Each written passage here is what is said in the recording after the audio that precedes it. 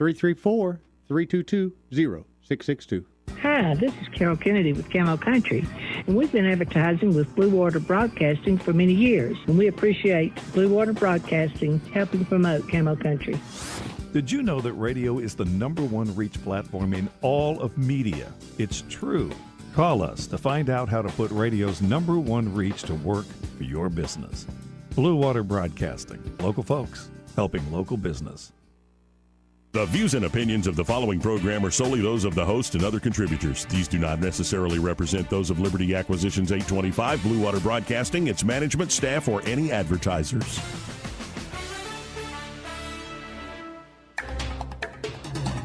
It's time for Montgomery's conversational radio show. It's News and Views on News Talk 93.1 FM.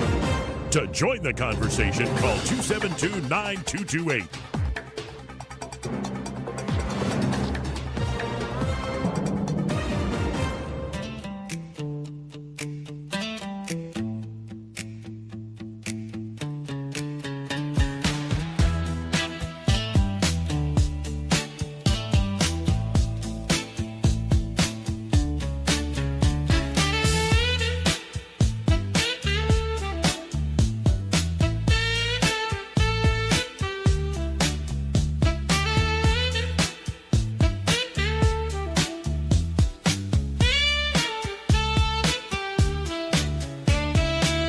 Joey Clark. Welcome into the program, and thank God for another day. On the brightest and the darkest day, thank God for another day. And of course, starting yesterday, we began Holy Week, and so I want to begin this way. From Matthew 26:30, and when they had sung a hymn, they went out into the Mount of Olives. It's right after the Last Supper, right as they're going to the Garden of Gethsemane. And then from Colossians 3:16, let the word of Christ dwell in you richly. Teach and admonish one another in all wisdom, and sing psalms and hymns and spiritual songs with thankfulness in your hearts to God. During Holy Week, it is far too easy to be caught up carrying the tune of our distractions and demands rather than carrying our cross. That some may look upon this week with indifference or disdain is nothing new. So too did many look upon the cross of Calvary with eyes full of apathy and contempt. How many, whether or not they know what they do, will sing songs of mockery as this Holy Week comes and goes? How many will feel forsaken yet not see his or seek his face? How many will remain caught up like soldiers in their duties for the day? How many will whistle bets, issuing taunts and threats only to cast lots to settle the scores of sport or war? How many will hum their disinterest and disregard as though this week is just another to be ignored? Yet our discord could be resolved in harmony if only we would soften our hearts to hear the hymns of Holy Week. The psalms sung for the Passover feast, the same sung by Jesus and his disciples before they went out to Gethsemane, the hymns of the new covenant the Apostle Paul would teach. What if all these rang out anew in our hearts this week? Imagine a soldier at war, spending his Holy Week in the Persian air and seas, with Psalm 118 pulsing between his every heartbeat. Out of my distress I called on the Lord. The Lord answered me and set me free. With the Lord on my side, I do not fear. What can man do to me? Or imagine a needy mother, a sorrowful mother, a woman weary from working a year and a week to make ends meet, her heart in her breast pumping praise for God in the hope of Psalm 113. He raises the poor from the dust and lifts the needy from the ash heap. Or imagine a lost nation, swift to fall on their knees to all idols they can fashion and see, their hearts softened and eyes opened to the sovereign music of the hidden God in Psalm 115. Why should the nations say, where is their God? Our God is in the heavens. He does whatever he pleases. Their idols are silver and gold, the work of men's hands. They have mouths but do not speak, eyes but do not see. They have ears, but do not hear, noses, but do not smell. They have hands, but do not feel, feet, but do not walk, and they do not make a sound in their throat. Those who make them are like them, so are all who trust in them. Or imagine a Christian who has always believed, a dutiful son who has always done his best to confess and attend his church weekly. Yet through repetition, his heart's contrition begins to sound sour and stale as year after year he hears his pastor tell the very same tale. So he begins to feel resentment where once his heart felt free and young, as the green of envy colors his eye at the return of each prodigal son. Imagine such a man could fall in love with the suffering servant all over again, that his heart could pang as it did the very first time he heard of the innocent son's humility in suffering the wages of sin. Imagine that such a man could fall in love with the mystery of Christ's cross and resurrection all over again, that he could hear his heart chanting anew Paul's hymn to the Philippians, who, though he was in the form of God, did not regard equality with God as something to be exploited, but emptied himself, taking the form of a slave, being born in human likeness, and being found in human form, he humbled himself and became obedient to the point of death, even death on a cross. Therefore God also highly exalted him and gave him the name that is above every name, so that at the name of Jesus every knee should bend, in heaven and on earth and under the earth, and every tongue should confess that Jesus Christ is Lord, to the glory of God the Father. Imagine all these and many more. Then pray they might come to be, that no heart is too hardened to bear their cross, and hear the hymns of Holy Week.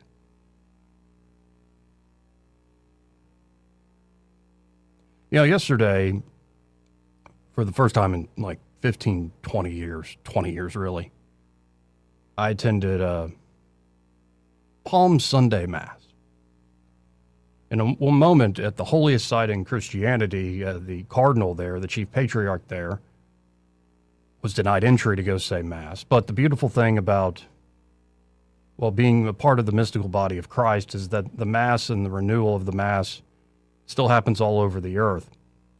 And one thing that I had forgotten that at least is done at the Catholic Church, and I hope in some ways is done other places, maybe it is when it came time to hear the gospel, it wasn't just listening to somebody read.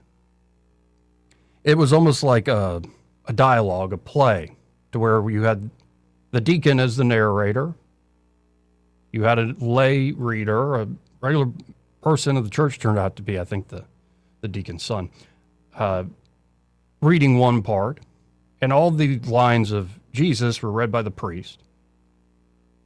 And then there were particular lines the entire congregation read. And of course, this particular one, we followed the Gospel of Matthew verbatim. So when it came time to say, give us Barabbas, we said it. When it came time to say, crucify him, we said it. And as Pilate, that God-forsaken man, who apparently it's legend, tradition with a capital T, though it is in the Gospel of Matthew, but the legend is that his wife had a dream knowing that his name would be shouted or said in churches till the end of time, as we say the Nicene Creed. But even after Pilate says, I find no fault in his man, we in the congregation said, crucify him. Let his blood be on our heads and our children's. We said that. We did this. And it had been a long time. Of course, you hear the story 12 years of Catholic school, you hear the story over and over again. And heck, you don't even have to be Catholic. You live in the Bible Belt, son. You should know the story and the passion of the Christ. And sometimes you hear it over and over again. You hear it presented in different ways. Even, I think, amazing movies made about it, and some not quite as good. But there was something about being back in that church of my childhood that I was raised in that I got way too used to when I was a kid. Being back there, something anew started to sing in my heart. And partly it is a guilt. It is a broken heart. And it makes me want to run towards contrition and give it up. You know, we have a lot of things to do this Holy Week. It's another week. We got work. I can't imagine the soldiers out there as Easter gets closer and closer. Can you imagine being on an aircraft carrier on Good Friday? Perhaps you have to drop bombs on Good Friday.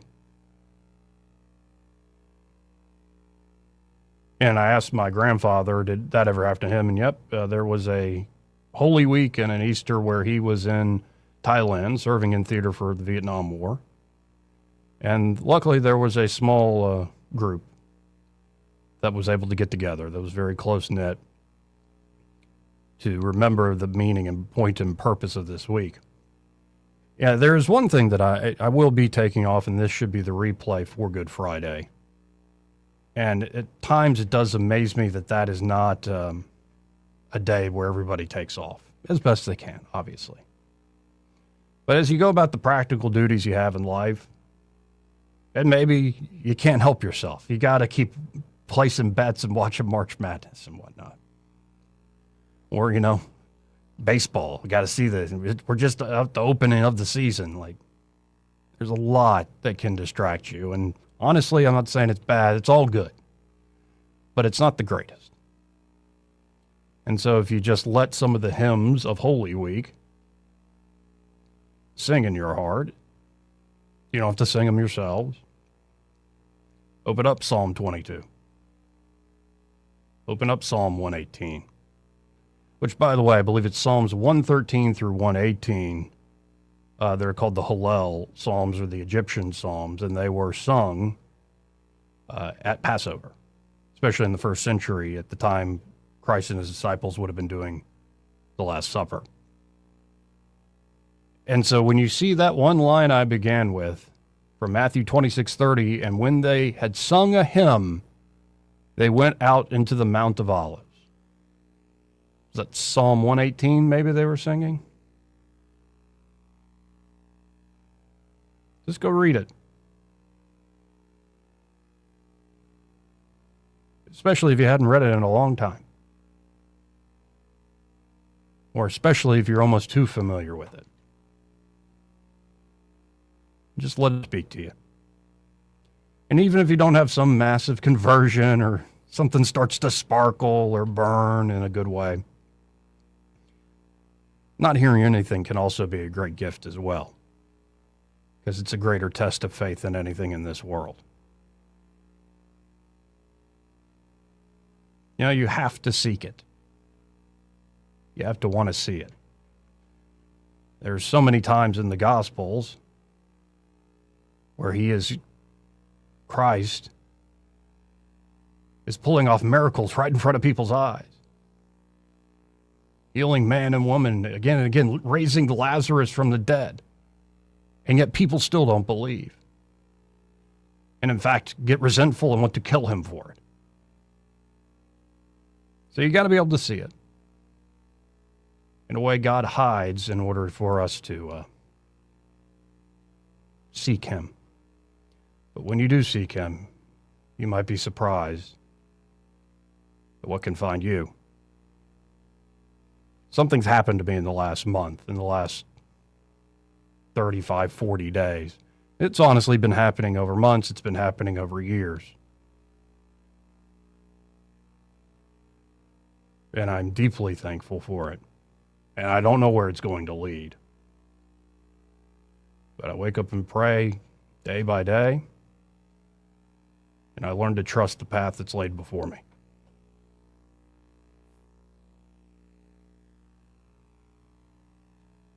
We got to hit a break. When we come back, we'll get into some of the news. Of course, the world keeps spinning, and there's plenty of news to get to. Y'all stay tuned. He may not know whether he's coming or going, but whether you're going to work or coming home, Greg Budell is there. Mornings, 6 till 9, and afternoons, 3 till 6. Only on News Talk 93.1 FM, WACV.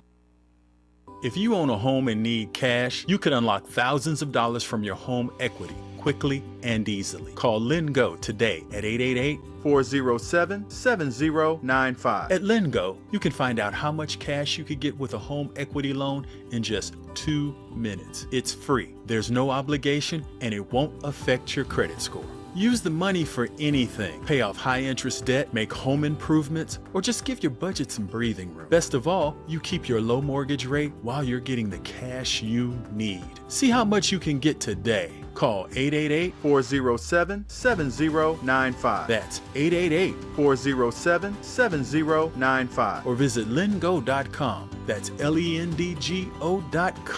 Homeowners nationwide are doing it. Now it's your turn. Call 888-407-7095 today. LendGo, where homeowners go to get cash. 888-407-7095. This is your roving reporter. Today I'm talking with a prospector. That's right, man. I'm prospecting for gold. You dig? No, but it looks like you do. And you know the first thing I'm going to do when I strike it rich? What's that? I'm going to hire David Ernest to be my money man. You mean everyone's favorite asset preservationist? That is correct, man. I'm going to call him up at 833-596-7233. 833-596-SAFE. You know, I've heard a lot of good things about David Ernest. You know, he's the best money man around with over 40 years of experience. Experience is necessary, especially when you're digging for gold. That's right, man. And I can see that you don't have very much experience. What do you mean, man? Well, you have the little plastic bucket and shovel like a kid would take to the beach. Yeah, man. Well, I want to start out small, then kind of pace myself up until I strike it rich. Well, maybe you should call David Ernest first. You think he's got a shovel? Never know till you ask. I dig, man. For too long, Alabama's statewide news companies have shamed us for our conservative Christian values. Alabama deserves a news company that cherishes our culture, a company that isn't bought and paid for by the powers that be. 1819 News is that company. Run by Alabamians for Alabamians, 1819 News celebrates what is good and beautiful about our state, while exposing those who work against our values in secret. Just go to 1819news.com to learn more. Subscribe to our newsletter. That's 1819news.com. The premier place the River Region turns to for news, weather, traffic, and opinion. News Talk 93.1 FM, WACV.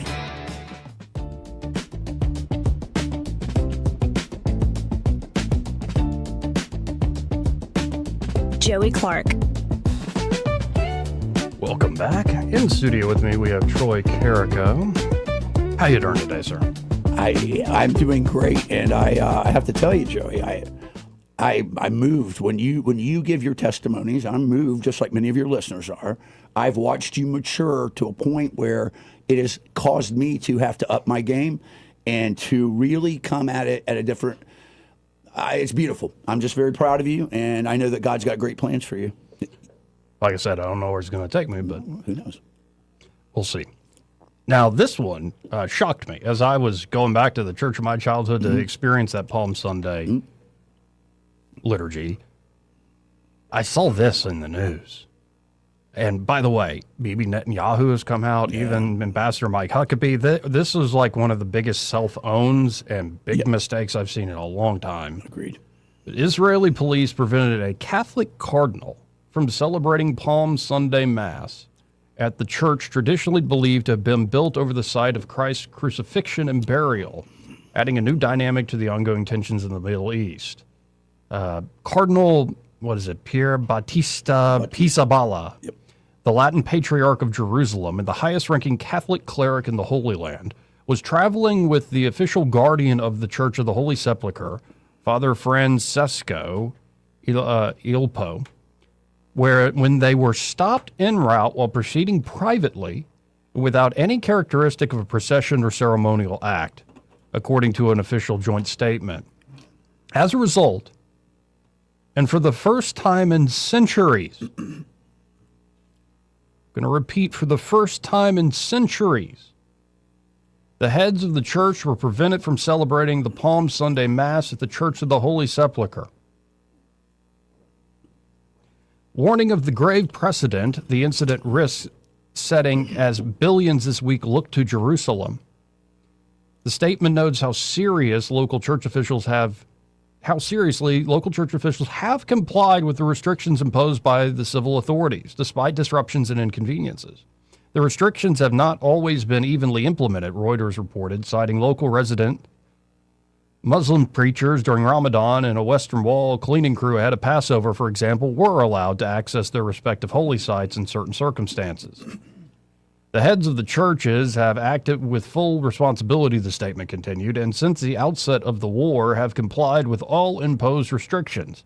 Public gatherings were canceled, attendance was prohibited, and arrangements were made to broadcast the celebration to hundreds of millions of faithful worldwide who, during these days of Easter, turned their eyes to Jerusalem and to the Church of the Holy Sepulchre. Preventing the entry of the Cardinal and the Guardian, who bear the highest ecclesiastical responsibility for the Catholic Church and the holy places, constitute a manifestly unreasonable and grossly disproportionate measure, the statement went on to criticize. This hasty and fundamentally flawed decision, tainted by improper considerations, represents an extreme departure from basic principles of reasonableness, freedom of worship, and respect for the status quo. The Cardinal went on to lead a simpler liturgical service in front of the Church of all nations in Gethsemane. He blessed the city with a relic of the true cross and called for, quote, inner peace to flow from the heart of every Christian to the entire world and especially to the Holy Land. Of course, Palm Sunday marks the beginning of the Holy Week, commemorating the entry of Christ into Jerusalem days before his arrest, trial, crucifixion, death, burial, and resurrection. It coincides with the April 1st through 9th, 2026 Jewish observance of the Passover. With the accessibility of the Church of the Holy Sepulchre now in question, it remains to be seen where the faithful of the Holy Land will gather for the celebration of Easter Sunday, the holiest day of the Christian liturgical calendar.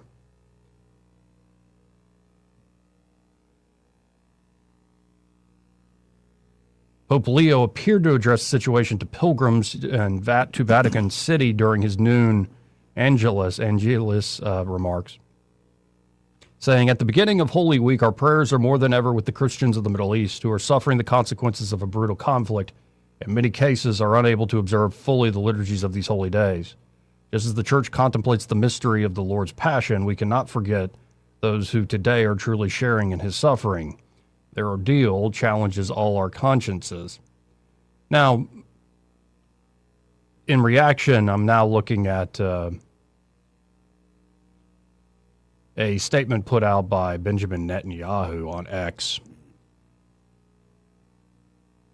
saying, I've instructed the relevant authorities that the Cardinal, the Latin Patriarch, be granted full and immediate access to the Church of the Holy Sepulchre in Jerusalem. Over the past several days, Iran has repeatedly targeted the holy sites of all three monotheistic religions in Jerusalem with ballistic missiles. In one strike, missile fragments crashed meters, about 1,500 feet from the Church of the Holy Sepulchre. To protect worshipers, Israel asked members of all faiths to temporarily abstain from worshiping at the Christian, Muslim, and Jewish holy sites in Jerusalem's Old City. Today, out of special concern for his safety, Cardinal was asked to refrain from holding Mass at the Church of the Holy Sepulchre. Even though I understand this concern, as soon as I learned about the incident with the Cardinal, I instructed the authorities to enable the Patriarch to hold services as he wishes. And even Mike Huckabee, the ambassador of the United States to Israel, says, quote, for the Patriarch to be barred from entry to the church on Palm Sunday for a private ceremony is difficult to understand or justify. Now, it appears that same Cardinal has come out and said it appears to be a rash decision by a guy on the ground, sure. And he understands. And the the Palm Sunday service and the blessing of the city of Jerusalem. They're from Gethsemane. In a way, it's, if I could say that word, wish I could. Gethsemane? Yeah. It's, it brings things into perspective. You know, earlier as this war started, we talked about the sirens, the missile sirens going off right above the Church of the Holy Sepulchre, and to see the liturgy and this Holy Week disrupted, I can't even imagine. Well, let's be honest. We know that's probably a high-value target to the Iranians. Yep. And they're not above doing that to try to get a point across. But the funny thing is, the Al-Aqsa Mosque is real close by, too. Right. But, you know, we'll see. I think it was a ground decision. I don't think it was a Jewish versus Christian thing. No, I don't They've think been so doing it for centuries, doing this. But the guy's like, that's too dangerous. We just had a rocket land nearby. But good. I'm glad that they have. It's important the rest of the week that they're there. So. Yeah, and in a second we'll get into Trump. The quote, major quote, as he was on Air Force One is, "I see a deal with Iran this week." Perhaps. He's got that 8 ball, that Perhaps. magic 8 ball. He's shaking it up. You guys try again. I don't know. I don't know. They claim we are dealing with a new and more reasonable regime. Yeah. We'll get into all the Trump statements stuff in a second after the break. Also, Rubio on the Sunday shows carrying the water for the administration. Yep. Also, in other news, just an odd thing. Lindsey Graham was spotted by himself holding a child's toy at Disneyland, or excuse me, Disney World. Say that again. Yeah. Lindsey Graham was spotted just wandering around by himself, and he was holding like a little wand thing, like that a kid would buy as you buy your kid for a souvenir. Okay. And I'm like, why is the 70-year-old senator at Disney World by himself? By himself with a wand. It's just odd. Maybe he's trying to. But by the way, as Trump was saying, getting back to the point, I see a deal with Iran this week. He also is now weighing the plan to seize their uranium, and he says, quote, "To be honest, my favorite thing is to take the oil in Iran." Do it, man. Do it. So we'll see. I will continue to pray for peace. So to end this segment, here is actually part of that service. Okay. Yesterday on Palm Sunday. Yep. From the garden. Awesome. At the front of the Mount of Olives. And let's listen in to the Cardinal, then we'll hit this break. Dear brothers and sisters, may the Lord give you peace. We are here at the Gethsemane, the place where Jesus, having reached the culmination of his journey to Jerusalem, paused and wept. His gaze did not rest on the majestic walls or the splendor of the temple.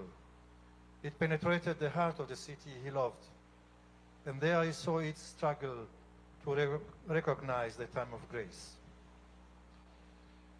This Palm Sunday afternoon, we gather without a procession, without palms, through the streets, waving through the streets. This absence is not merely a matter of form or weather. It is the war that has interrupted our festive journey, making even the simple joy of following our King difficult. Our brothers and sisters of the Holy Land today cannot fill the streets, nor join their voices to the festive procession. Their absence, as I said, is not empty before the Lord. He does not seek triumphal roads, but enters where the door is left ajar, where the fidelity is the daily bread. We are certain that the crucified and the risen one does not cease to walk among us. Even when the road is blocked, he dwells in the heart of those who have not stopped following him. Amen. Yet precisely in this imposed silence, the liturgy becomes more authentic. The cry of Hosanna does not need branches to rise to heaven, and faith does not falter when outward rites are stripped away. Amen. It just doubles down. Today Jesus weeps once more over Jerusalem. He weeps over this city, which remains a sign of both hope and sorrow, of grace and suffering. He weeps over this Holy Land, still unable to recognize the gift of peace. He weeps for all the victims of a war that seems without end, for divided families, for shattered hopes. But the tears of Jesus are never sterile. They open our eyes, challenge us, and reveal the truth. The Passion Gospel we have just heard tells us how Jerusalem responded to that love. We heard of Judas' betrayal, Peter's denial, Pilate's silence, and the crowd's cry for the cross. We saw the Lord stripped, crowned with thorns, nailed between two criminals, mocked by those who passed by. Darkness seems to have the final word, and yet, running through those pages, there is a bright and unbroken thread. Jesus remains faithful to the end. He entrusts his Spirit into the hands of the Father. The earth trembles, the rocks split, and in that dramatic moment, the centurion proclaims, "Truly this was the Son of God." We'll be right back. Want to carry News Talk in your pocket? Download the News Talk 93.1 app from the App Store. Available on iPhone and Android. Never miss a moment. Download now.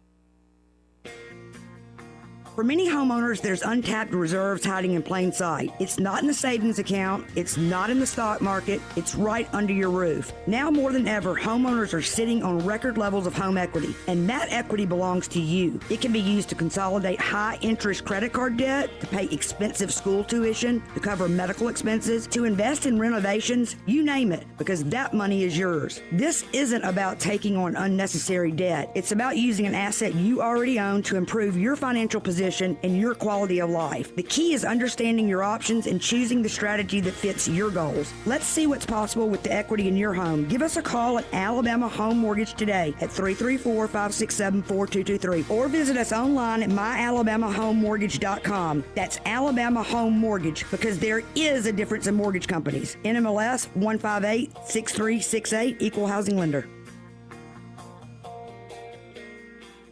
If you've ever wanted to be in business for yourself, but not by yourself, and didn't know where to start, Janney King Gulf Coast has already built a foundation for you. With guaranteed initial customers, hands-on training, and ongoing local support, you'll never feel like you're doing it alone, because you won't be. For over 35 years, we've helped people turn their dreams into real successful businesses. Take the next step. Discover a business built for you at JanneyKingCleans.com.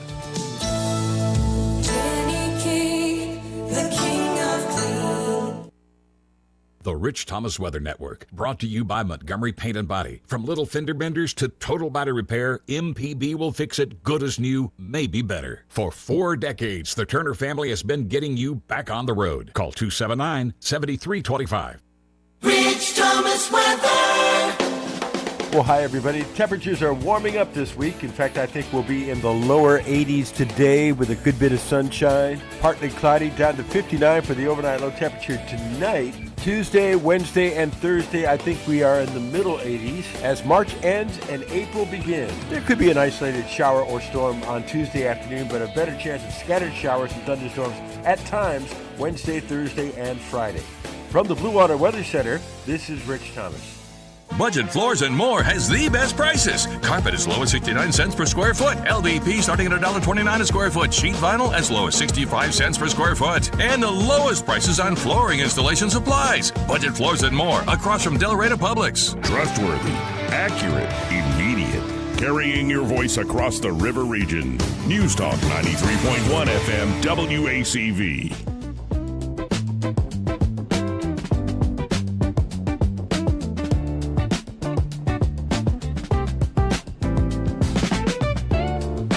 Joey Clark. Welcome back. Now, let's go into the president on Air Force One so you can hear from him direct.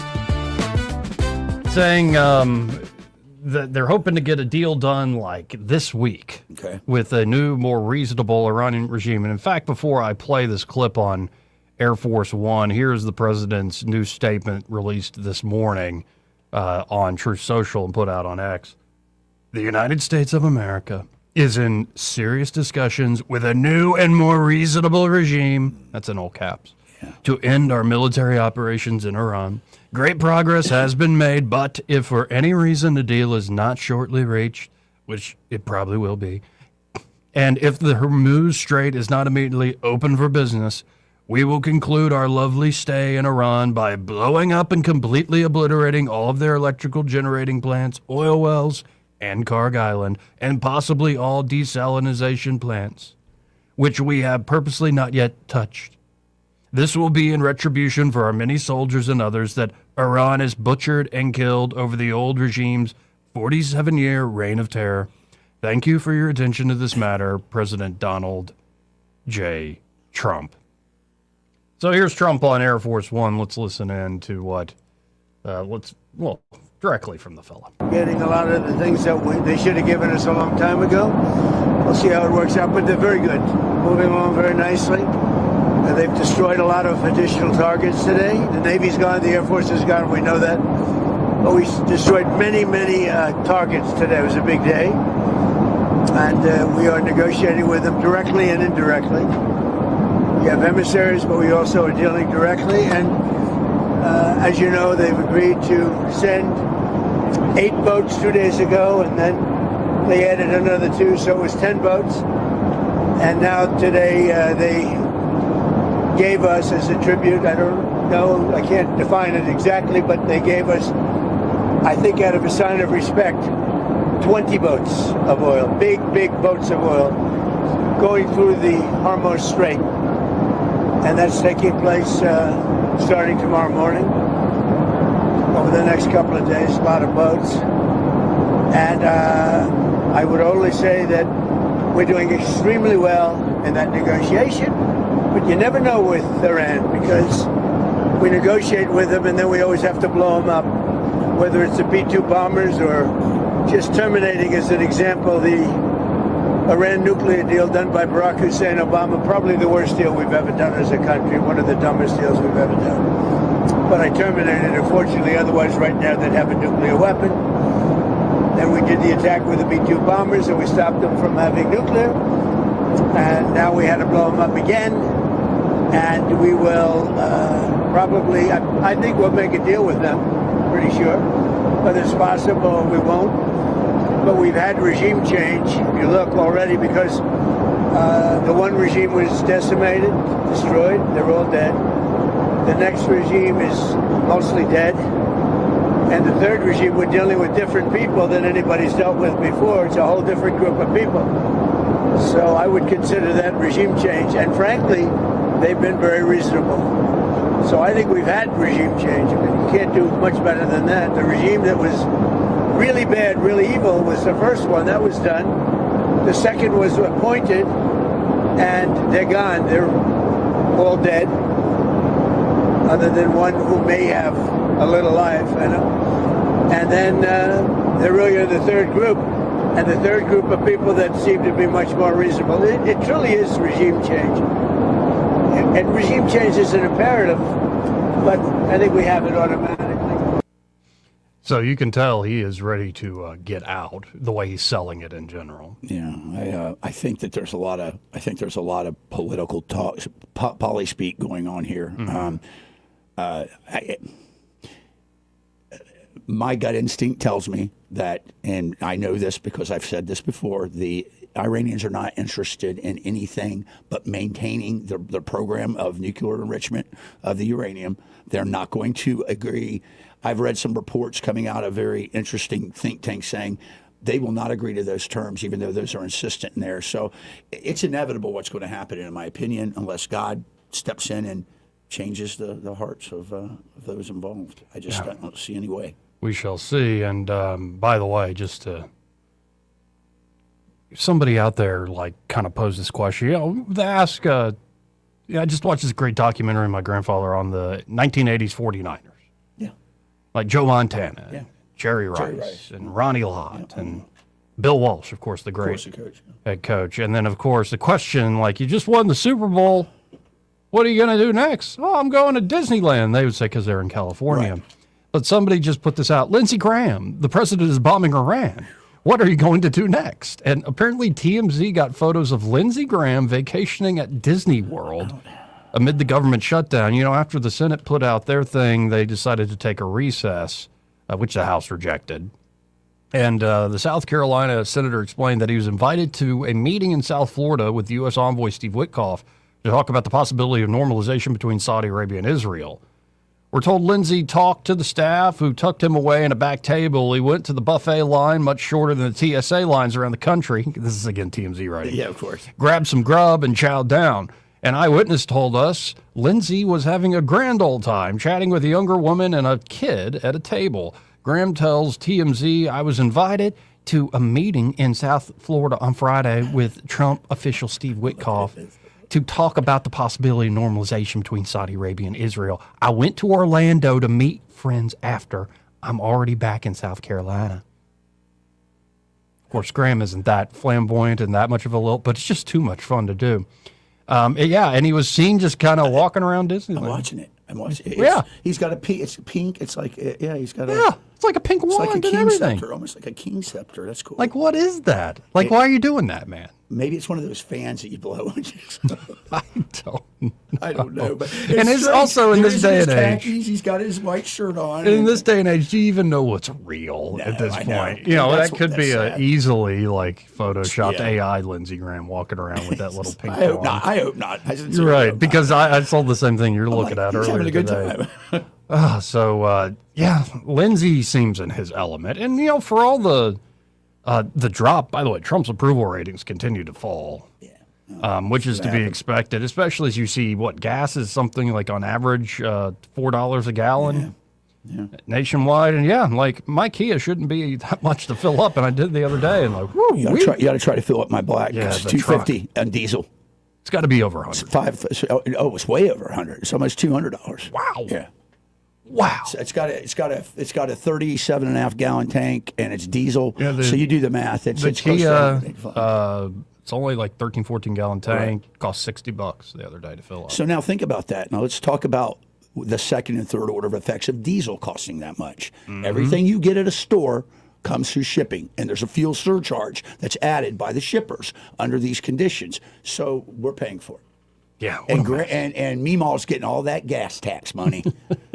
Got a surplus of $1 billion almost. Give me a break. Don't get me started on the Alabama legislature. I think they got one more week, maybe? Yeah, they're on spring break right now. So, yeah. Anyway, we got to hit this break. But first, this part of the program brought to you by Pest Pro Services. And they're Pest Pro. Ashley and that great team are ready to help you as spring is springing. Yeah. I mean, it hasn't fully sprung because it's still cool outside. Yes. But as you see those little critters start to wake up, those insects, the wasps, fire ants, the cockroaches. Yeah, mosquitoes. Mosquitoes, especially if you enjoy your backyard or your front porch. Mosquitoes can ruin that good conversation where you're solving all the world's problems. And, of course, if you're just looking for somebody who can give you great pest control services, whether it's baseline pest control or you want to add to it the mosquito treatment and termite inspection and treatments, they can do all that for you there at Pest Pro Services. To learn more, you can go to ppsriverregion.com or search Pest Pro Services on the Book of Faces or just call them direct at 265-9990. That's 265-9990. And be sure to tell Ashley and that great team that Joey and Troy, those fellows on the radio, sent you. When you want to know, call a pro. Pest Pro Services. He may not know whether he's coming or going, but whether you're going to work or coming home, Greg Budell is there. Mornings 6 till 9 and afternoons 3 till 6. Only on News Talk 93.1 FM WACV. Welcome to Eclectic Coins, Montgomery's largest coin dealer, specializing in buying and selling investment-grade gold and silver coins. And they have a large selection of rare coins and coins from around the world. Visit them at 543 Northeastern Boulevard or on the web at eclecticcoins.com. Eclectic Coins, where collectors who know go. Clogged drain? Overflowing septic? Don't panic. Call the experts who've been solving plumbing problems in the river region for more than 50 years. The Tierce family's local Roto-Rooter team specializes in fast drain cleaning, septic repair, and installation. One call and your troubles are on their way down the drain. That's 272-7130 or visit rotorooteralabama.com. Roto-Rooter, always here when you need us. Oh, Roto-Rooter, that's the name. And away go troubles down the drain. Roto-Rooter. All the headlines the mainstream media won't touch. Your News Talk station. News Talk 93.1 FM WACV.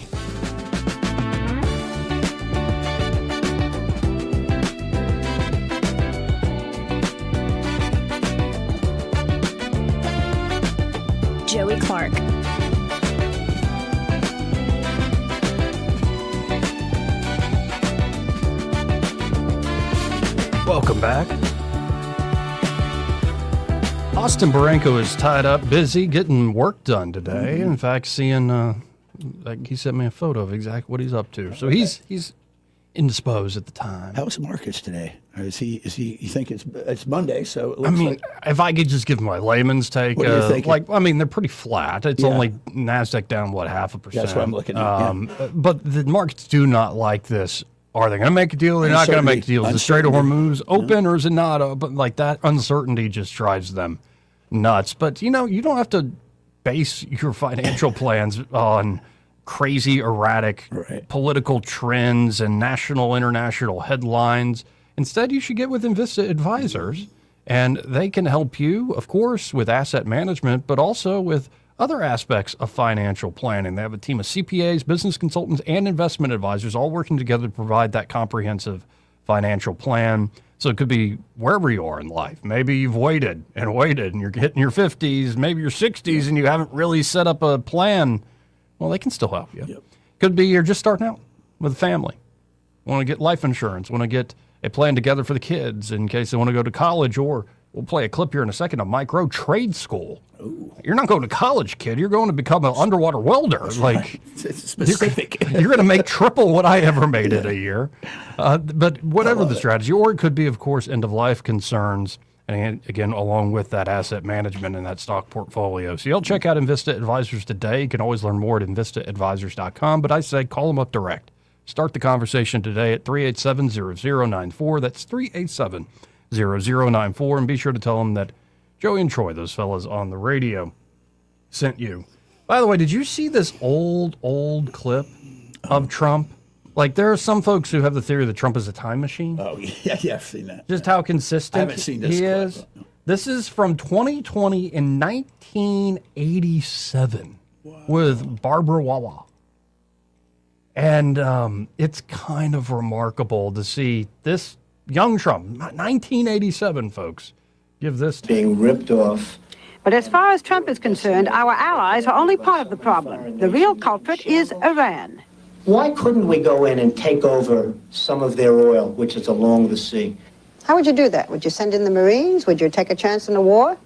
Let them have Iran. You take their oil. That's what How? How? I mean, do we want a war? What do you mean we in, take their oil? You go in. You're how gonna have do a we war, go Barbara. in? You're going to have a war by being weak. Okay, how do we go in? What do we do? Excuse me. Yeah? You're going to have a war, and it's going to start in the Middle East. What if the Soviet Union said, you do this to Iran, we're going to come in? I don't believe they'd do it.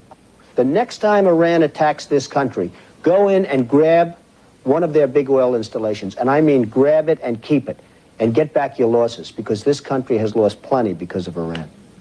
Because I'm right. Again, 1987. You got to remember the time back then too. That was back right after the oil crisis, and was the Iraq-Iran war still going? It was. On It was right in the middle of it. It was right in the yeah, middle. Nasty war. Talk about a truly nasty war. You ain't kidding. And what we kind of played both sides of that thing. Well, we had supplied the Shah, obviously, so they had a lot of American gear, but we were firmly backing Saddam, who is proof again that just because you're our ally tomorrow doesn't mean America will do you wrong the next time. And the Kurds, once again, got screwed. Always getting screwed. They got screwed in the 80s. They got screwed in the 90s. They got screwed in the early aughts. Poor Kurds. I mean, I've worked with the Kurds up in the north, up north of Mosul, and they're outstanding. And what's strange is some of them are blonde-haired and blue-eyed like me, and it's like I'm looking at them, but they are a very resilient people, man. They're very, very loyal. And you got to wonder if they're ever going to get their own nation, and perhaps now's with the time. With what's going on with Iran, who knows?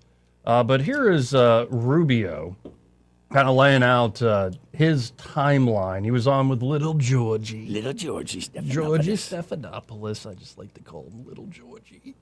He corrects him. And apparently used to be a sex symbol. Like if you watch old episode of Friends, they used to love it. For Little Remember Georgie. How they pumped him up when he was working for Clinton? It was like this big hair. In his own book, he wrote about how he had to wear a full beard because he looked so young. And it didn't help. He still looked like Little Georgie. Georgie. But here is Rubio with Little Georgie on, I guess, this is Good Morning America, and laying out that the objectives are going to be completed in a matter of weeks, not months. First of all, it's important to remember the objectives of this operation from the very beginning. We are destroying Iran's Navy. We are destroying their ability to their missile launchers by a significant percentage. We're going to wipe out their defense industrial base, meaning their ability to make new missiles and new drones in the future, because it poses a great threat to the region. This Iran that you're seeing now, this is Iran at its weakest point. Imagine them 2 years from now if they had thousands of more missiles, thousands of more missile launchers and factories to make even more. That was an unacceptable risk. It needed to be addressed, and President Trump is addressing it. Now, they are making threats about controlling the Hormuz Straits in perpetuity, creating a tolling system and the like. That's not going to be allowed to happen. And the president has a number of options available to him if he so chooses to prevent that from happening. Obviously, I'm not going to discuss what those options are, and we're not going to discuss military tactics. The Department of War would be in charge of those things. I'd refer you to them, but obviously they're not going to discuss it with you either. But there is a way forward here to achieve our objectives. We are going to achieve our objectives in a matter of weeks, not months. I love it. Listen, he is sharp. He really Rubio is sharp. He's outstanding. There's no doubt about that. It's just, again, this is going to be the replay for Good Friday. And if you're listening to this now on Friday, that's right. You got to wonder, are these clips are playing on Monday here? Yes. Are they still relevant? Because, could that same statement work just as well on the Monday of Holy Week as well as Good Friday? Weeks, not months. We're about to get a deal. It's all these, we're on the cusp of it. We're working it out. In the military, we have a term. It's called OBE. That's Oscar Bravo Echo. It's overtaken by events. So we have a meeting on Monday, and then we're talking together Thursday, and it's like, oh, and Troy, did you know about? I go, what do you mean? You go, oh, that's OBE. It's been overtaken by events. It changed. So I'm going to guess there'll be change. Well, here's Rubio justifying more of the action. The president makes is he prefers diplomacy. As I said, those efforts are nascent. There is messages being relayed back and forth, some conversations going on, including through intermediaries, and he always prefers that. Look, if the Iranian regime had come forward at any point in the past and said, we're going to walk away from our nuclear ambitions, we're going to do nuclear energy the way every other country in the world, primarily, almost every other country in the world does it, and that is through a peaceful means in which you bring in the fuel and it's supervised and so forth.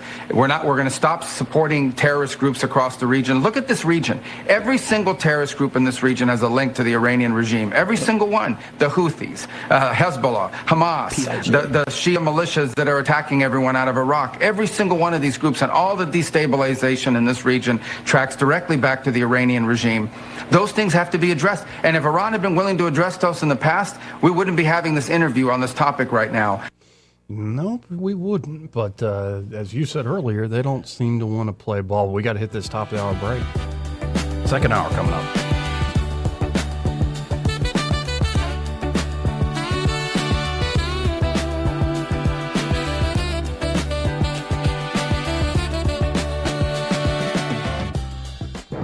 Broadcasting from the Riverside Chevrolet Master Control Center, this is WACV Cusana, News Talk 93.1 FM. When it's Chevy, it's Riverside.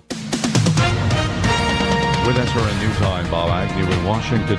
President Trump told reporters on board Air Force One yesterday that the U.S. is negotiating directly and indirectly with Iran.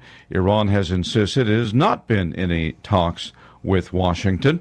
Earlier, Iran's parliament speaker dismissed the talks Pakistan is trying to arrange as cover to get more U.S. troops into the area. Spain has closed its airspace to U.S. planes involved in the Iran war. It marks another step in the country's opposition to the U.S. and Israel's conflict in the Middle East. U.S. stocks have been swinging upward today amid some de-escalating tensions in the war with Iran, but it's also a mixed bag. Right now, the Dow is still up by 156 points, but the Nasdaq is back into negative territory. It's up by 90 points at this hour, and the S&P 500 back down as well. It's off by about 4 points. More on these stories at srnnews.com. If you don't care about saving 50% off your wireless bill for the same 5G coverage the big guys are charging a fortune for, maybe you care about keeping jobs in America. Pure Talk does. They've pledged to run their entire operation from this country, including all their customer service. Or maybe you care about our nation's veterans. Pure Talk does. They've donated hundreds of thousands of dollars to America's Warrior Partnership, a fantastic organization working hard to prevent veteran suicide. Or Maybe you care about closing America's skills gap. Pure Talk does. They're a proud supporter of MicroWorks.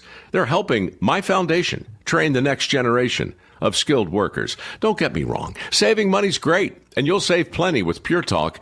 But if you want to be in business with people who share your values, dial pound 250, say micro, and switch to an American wireless company that actually stands for something.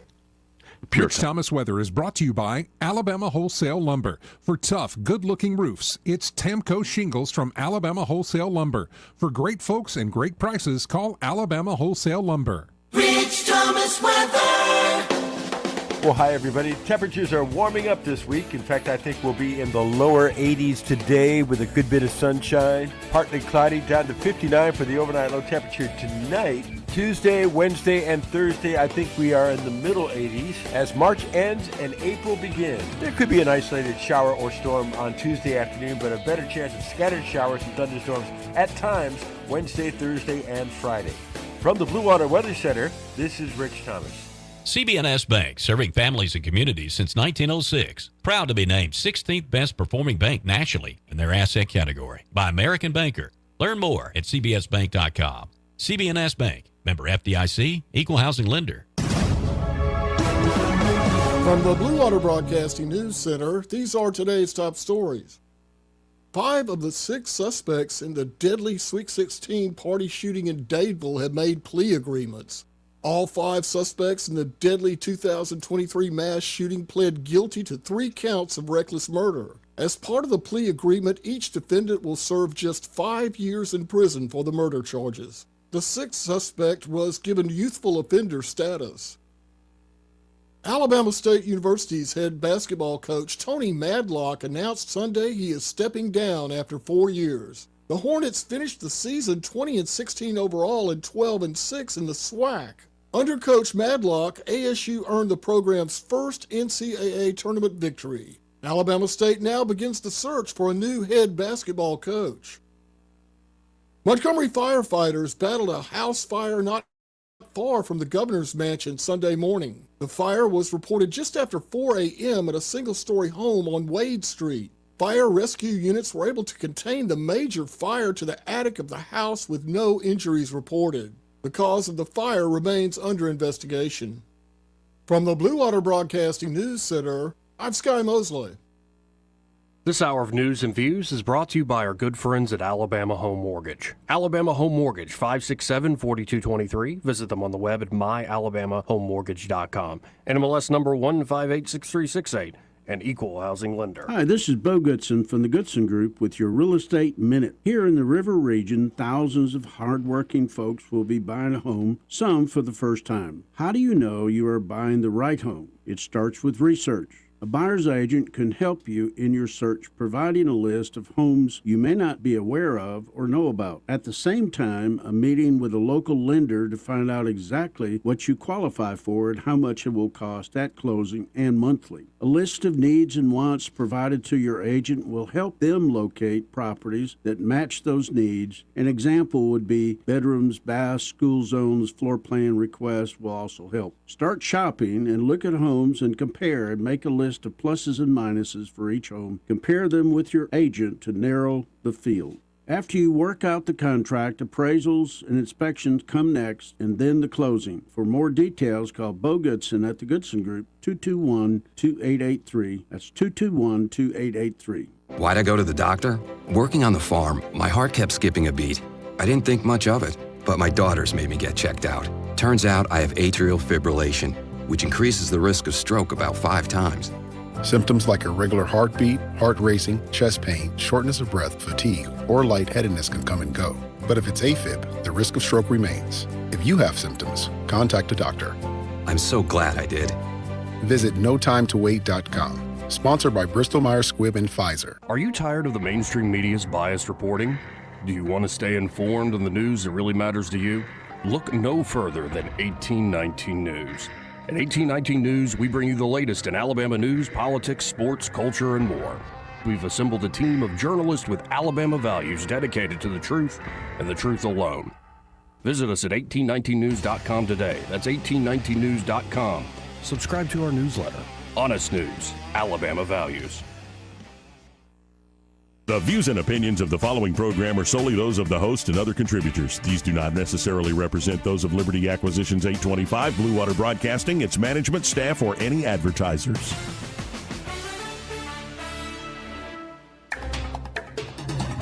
It's time for Montgomery's conversational radio show. It's news and views on News Talk 93.1 FM. To join the conversation, call 272-9228.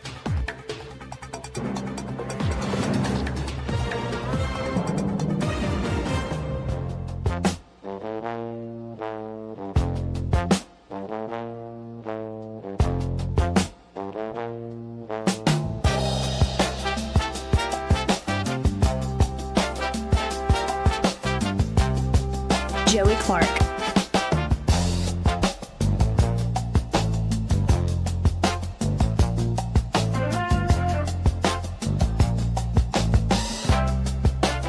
Welcome back. I'm your host, Joey Clark. Troy Carrico here in the studio with us. And again, this will be the replay for Good Friday. So we're on Monday of the Holy Week. And I want to go back to this story I just ran across this morning. And this is Kayleigh McEnany interviewing a fella on Fox News. Okay. A U.S. Air Force veteran, Chase DeMayo. DeMayo? Yeah. Oh, does he know? I'll find out. But let's listen into this story. Something happened to him when he was only 19 years old. And, well, so I was telling you off air without going into details. I think a lot of this is realer than real. But let's listen into this, gentlemen. Chase, what did Jesus say to you? He said, first of all, it's an honor to be here, Kayleigh. He said to go back and remember why you're here on earth is to be happy and find joy in the little moments and spread light, laughter, and love. And yes, when he was just 19, he was found unconscious at Langley Air Force Base in 2008 and rushed to the hospital. Moments later, he flatlined. What he saw next changed his life forever, which was Jesus. And even though it sounds cliche and it's what a lot of people say, it's such a simple message that we could be living every day, no matter your circumstance. And you saw it flatline. And from what I understand, you were transported to a different hospital where you woke up. You saw this flatline happen, and the nurses are going crazy all around you. And the person stroking your left arm, you looked over and they were not there. Do you believe that was Jesus? I absolutely do believe it was Jesus. It was such a calming presence while all of this chaos was happening. It was an air embolism that, air got in my vein and was traveling slowly up. In my mind, it felt slow, of course, a painful death, if you will. And so this calm presence of stroking my arm was just, it was exactly what I needed during that pain and that chaos and the doctors and nurses and the alarms and the beeping. And sure enough, when I turned over to my left, nobody was there. There was not even room for anybody to be to the left of me because there was a wall right there with the monitor, directly to the left of my head. Chase, I was listening to your story last night and it made me smile because I read, you still get goosebumps when you talk about this. You go to the top of the room, you go upward when you flatline, you have this feeling of love. You could have felt it a million times. You can't describe it. And then you describe the colors you have never seen in this garden. We don't have colors like that here. That is almost a verbatim quote from what Gabe Perot told me, who had a similar experience. You're different people. You don't know each other. Tell us about that experience. Yeah, the experience is, it's hard to explain because I don't think we have the proper words here to explain the vibrancy and the love and the colors and that joyful feeling. I'm here in Orlando, Florida, so for me, my chest felt like ice water, on a hot summer day where your chest just feels like it's this cooling sensation. And you did say it's really cool that all of these people, there's just near-death experiences everywhere in the world. And there's actually an organization, International Association of Near-Death Studies, which is like a safe place kind of for people that have these experiences to go to, especially veterans. You can imagine the amount of veterans that probably have this and feel like they're going to be judged or people are going to think they're crazy for sharing it. So it's kind of an organization that allows people to kind of share these stories and feel a bit more comfortable with this, profound experience they have. I love hearing your story. And when you spoke to Jesus, it was like talking to a friend. You knew you had to go back and you knew that you would see him again, and you knew instinctually, immediately, that who you were looking at was Jesus Christ. Amen. So Chase is he's got his own website. He's a speaker. And yeah, very interesting. I'm going to find out if he has any connection with Colonel DeMeo. Probably not, but well, that is not the most usual last name. It isn't. It's a good Italiano name. But hey, man, he's up there right now eating cannolis. I know he is. But you know, I have to share this with you, and it just moved on me. I didn't really give it much thought. But yesterday, I went into town over to Ann Street. And I was going to go run by Walmart, and there was a gentleman that was outside. I could tell he was down. He was out, and you know, first thing I do is check, make sure I got my weapon right, and I get out, and I've already got my heart's already hardened. I say, try it, just try it, try me, and something just, and I'm not telling you this for anything. When God moves on you, you need to do what He's directing you to do. And I talked to him. He had just moved from Miami. His wife was with me. He's trying to get work. He's down, and I gave him what money I had cash on me, which wasn't a terrible lot, but I just thought to myself, and I stopped and I said, listen now, God brought you this far. Don't think that He's going to let you flounder. And he looks at me, cocks his head. I said, do you understand what I'm saying? And I prayed with him, and he said, you're the second person that's talked to me about my spirituality right now. I said, now is when you need Him. I said, go seek Him out. And I told him, I said, if you need a ride somewhere, he goes, I will. Whether or not that left a mark on him, but I ministered to him just like you minister every day, and that's what you do. Christ commands us to go out to the least of them for the greatest of the Father. So, amen. Yeah, I felt good about it. I felt we connected. We hugged, and I prayed with him, and he said, "Thank you." In his eyes, I could see, yeah, and especially the homeless we have around here. Now, there are a few that are kind of notorious. The one lady who's up and down Carmichael with her grocery cart full of stuff, and you feel for her. And Mappy, what I usually go to is try to have water on me. Yep.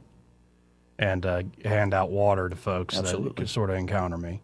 But I appreciate you sharing that. Well, just I did it, and I didn't think about it. And but what struck me is my heart was hard when I did it. I'm like, come on, and let's it go. Softened all and then I was like, wait a minute, what am I doing? Right. I don't have, yeah. God bless. No, you can, if you're tuned to it, folks, and you seek it, it certainly is something that you can respond to and answer the call. Now, I know you're a big fan of the Japanese, right? Listen, I've got some bad news for you. Have you started JJK? No, I haven't. Well, guess what? They're only doing 12 episodes this season, and they're going to split it and start it again in December. So you're going to be very disappointed. We got to get with Trump.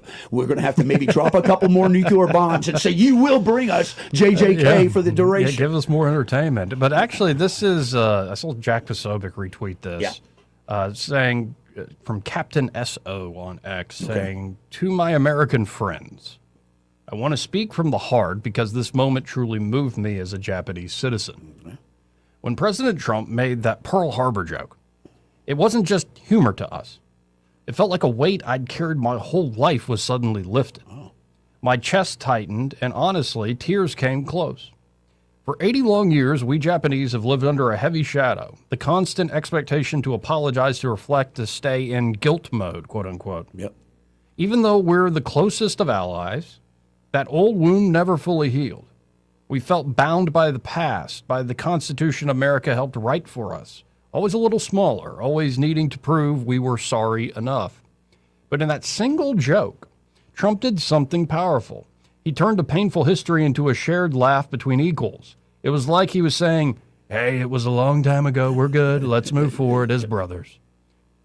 No more endless atonement, no more living in the shadow of being the former enemy. The curse broke. Japan feels free to stand tall again. Right now, cherry blossoms are blooming beautifully all across Japan. This spring, the sakura feels like a perfect symbol of fresh beginning. Not two nations, no two nations stuck in old roles, but true equals, proud brothers, shoulder to shoulder, ready to build the future together. To the American people, we don't want to be subordinates forever. We want to be your real partner, strong, proud, and loyal, the kind of allies who ride or die together. Thank you, Mr. President. Thank you, America. That's awesome. The strongest alliance in the world is rising again as equals, as brothers forever. That's awesome. And by the way, this new prime minister over there in Japan. Oh, she's sharp, man. Yeah, there's no kidding Japan around. is back. She said it in a bad broken. Yeah, no, and you're seeing more and more of that, to where I'm sure the Chinese love that. I can tell you this, as a warrior, I respect the Bushido and the code of their they are, unlike the Germans who have been neutered and actually got fat and soft, the Japanese, they're chomping at the bit. They want to get back into a formidable fighting force, and they are. They're going to be a force to be reckoned with there. Yeah, and by the way, seeing something breaking that apparently NATO intercepts Iranian ballistic missiles fired at Turkey. Sure. It's coming from They're Fox. actually going to Cyprus, though. Oh, What they're okay. doing, they're firing over there. They're aiming at Cyprus, but they're getting shot down over Turkey. Why are they going for Cyprus? Because British. the British have British aircraft protectorate. there? It's a British protectorate. Oh, just because it's British. They're supporting America, supposedly.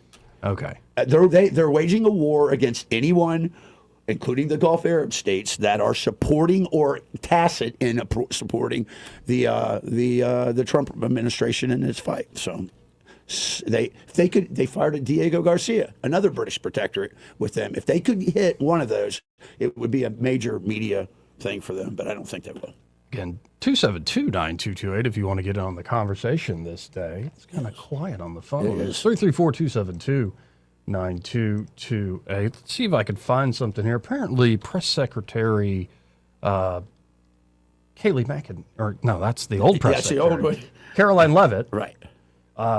Yeah, you can confuse with the blondes and stuff. I mean, No, you know, Kayleigh and Caroline are very different. Yes. You know, both start with a K, but very different people.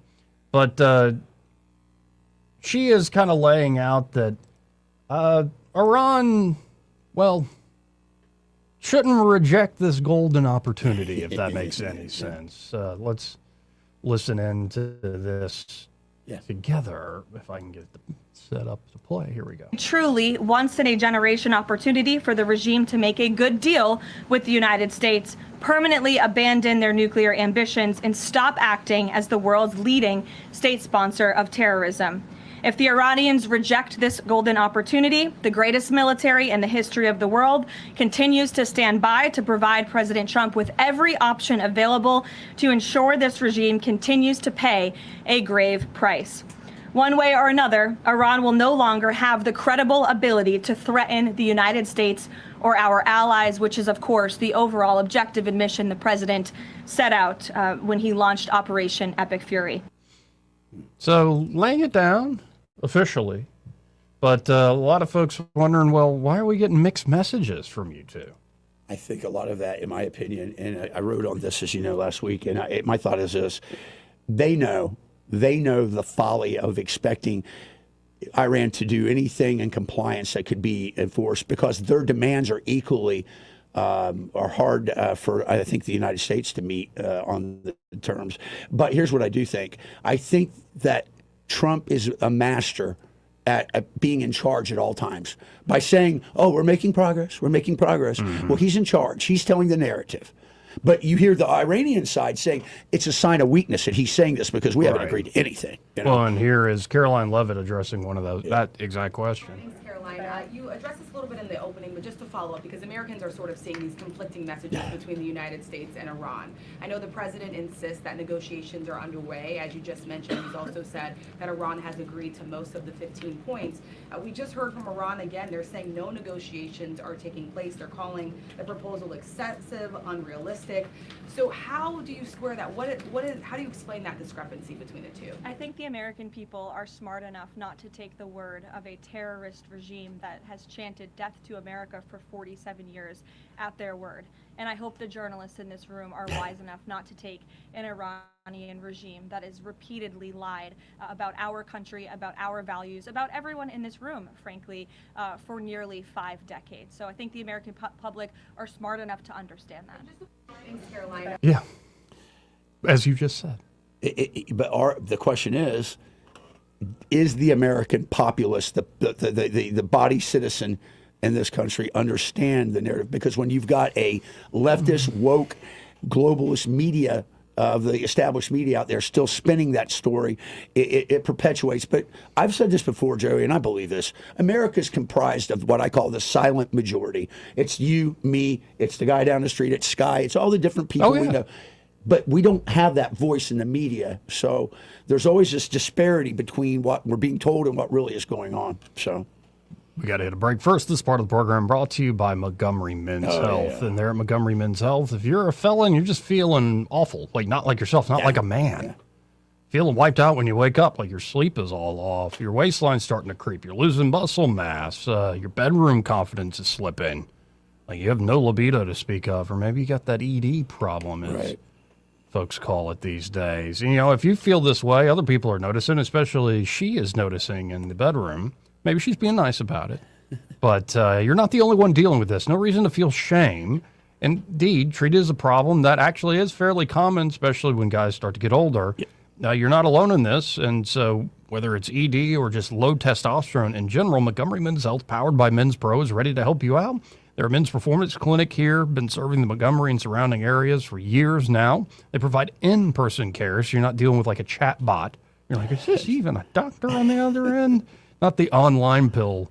It's in-person care, and they get blood work labs done quickly. And with urology-backed medicine, they can create for you a personalized treatment plan, and they have a whole menu of options there for what kind of treatments, depending on what is bedeviling you. And, there are a lot of folks, in their 50s, they've been feeling down, and now after treatment at Montgomery Men's Health, they feel decades younger. Yep. Or it could be you're a young man in your 20s or 30s, and you just don't feel the energy. Well, feel your age. Get by Montgomery Men's Health. You can always make an appointment. Just call them direct at 440-3663. That's 440-3663. Or you can book online in under 30 seconds at MontgomeryMen'sHealth.com. That's Montgomery Men's Health for every man in every season of life. Be sure to tell them that Joey, that fellow on the radio, sent you. Want to carry News Talk in your pocket?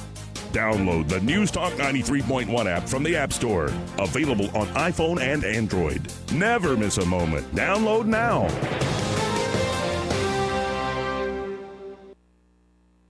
"2026 marks 60 years that hope has had a home in Alabama.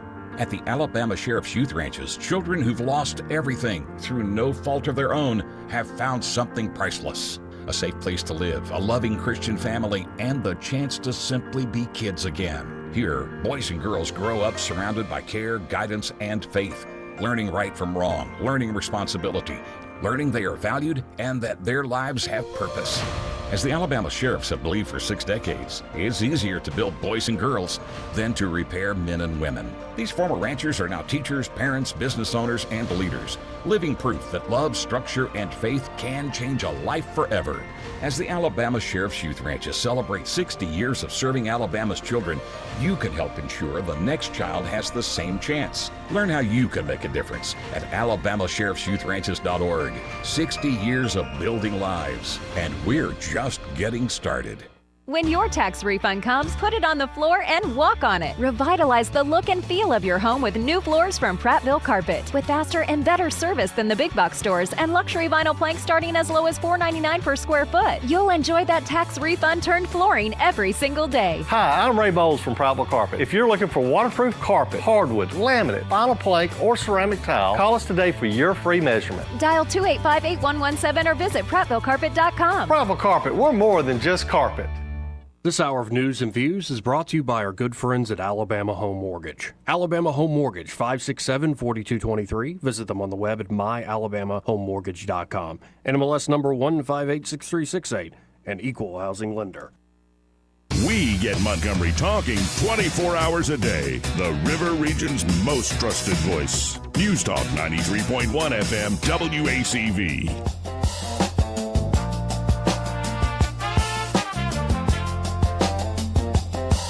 Joey Clark. Welcome back. Now let's move to something local, to the state of Alabama.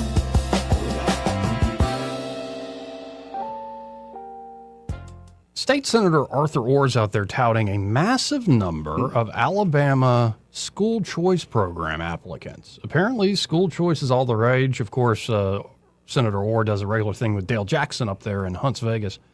As he says now, the bill is now pending in the Senate. This is legislation that would allocate additional funding to school choice purposes and programs.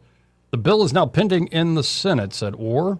The House basically just ratified what Governor Ivey had recommended in her proposed budget, so it will fully fund 2 years of the CHOOSE Act.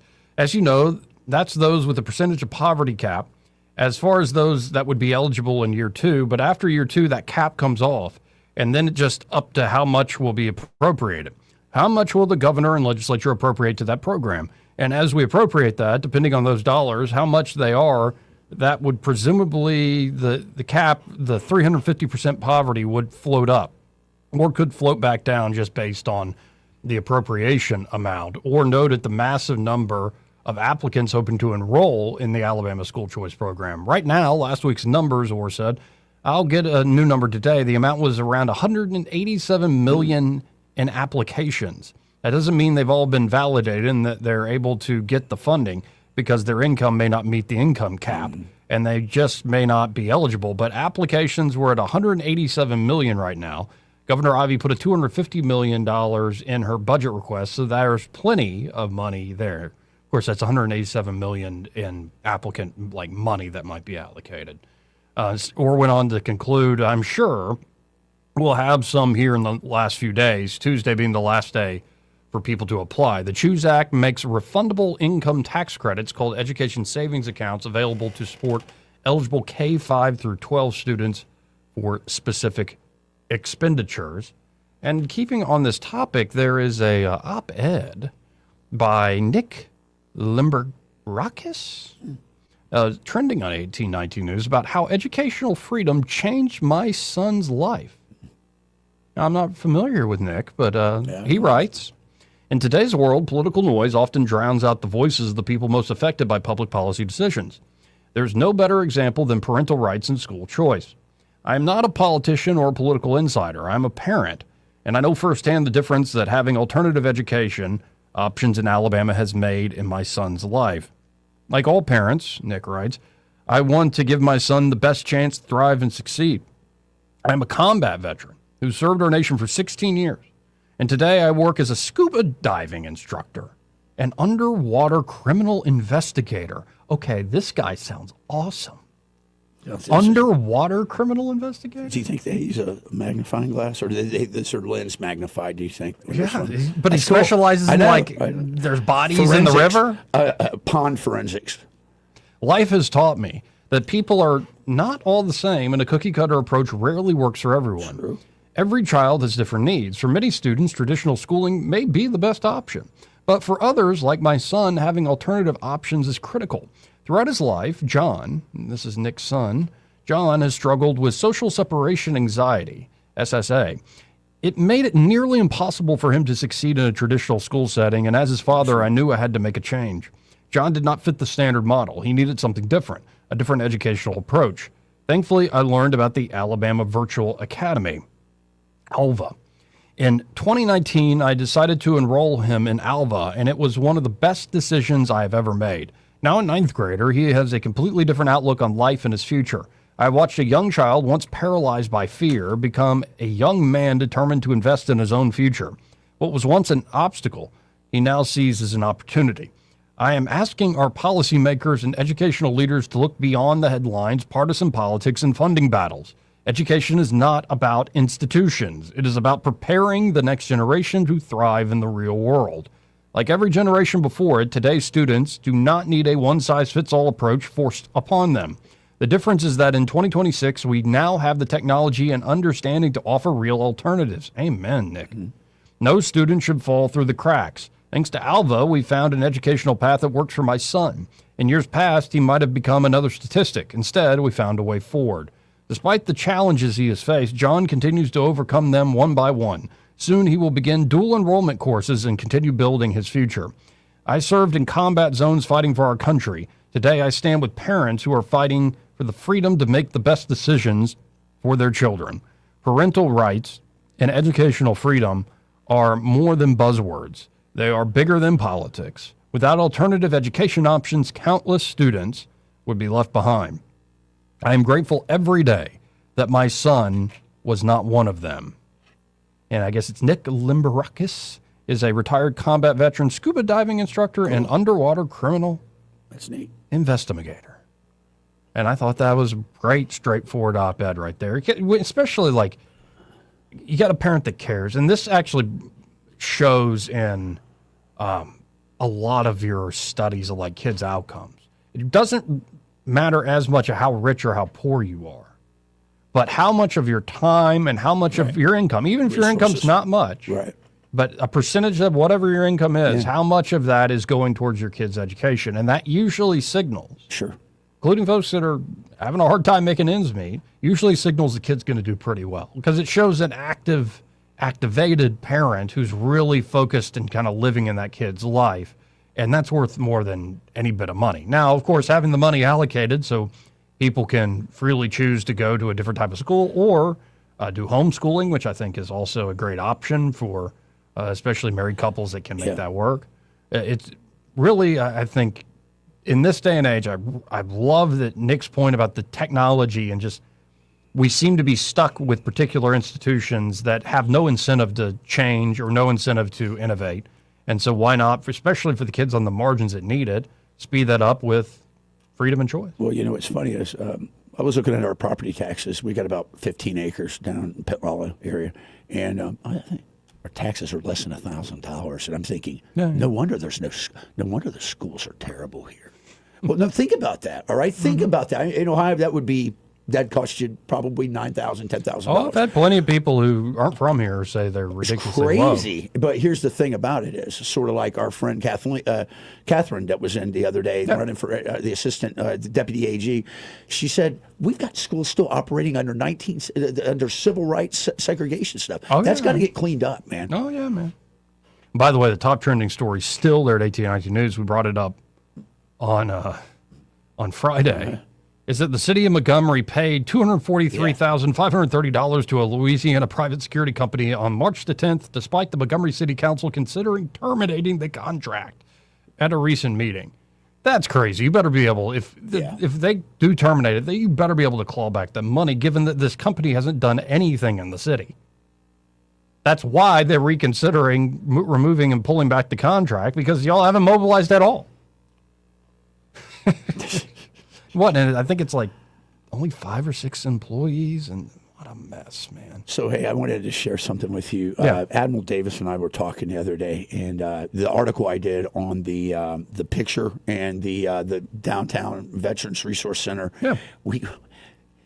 One of the things that we did not know at the time, and we just found out after the fact, it was reported to us from a very reliable source. It's close to that operation.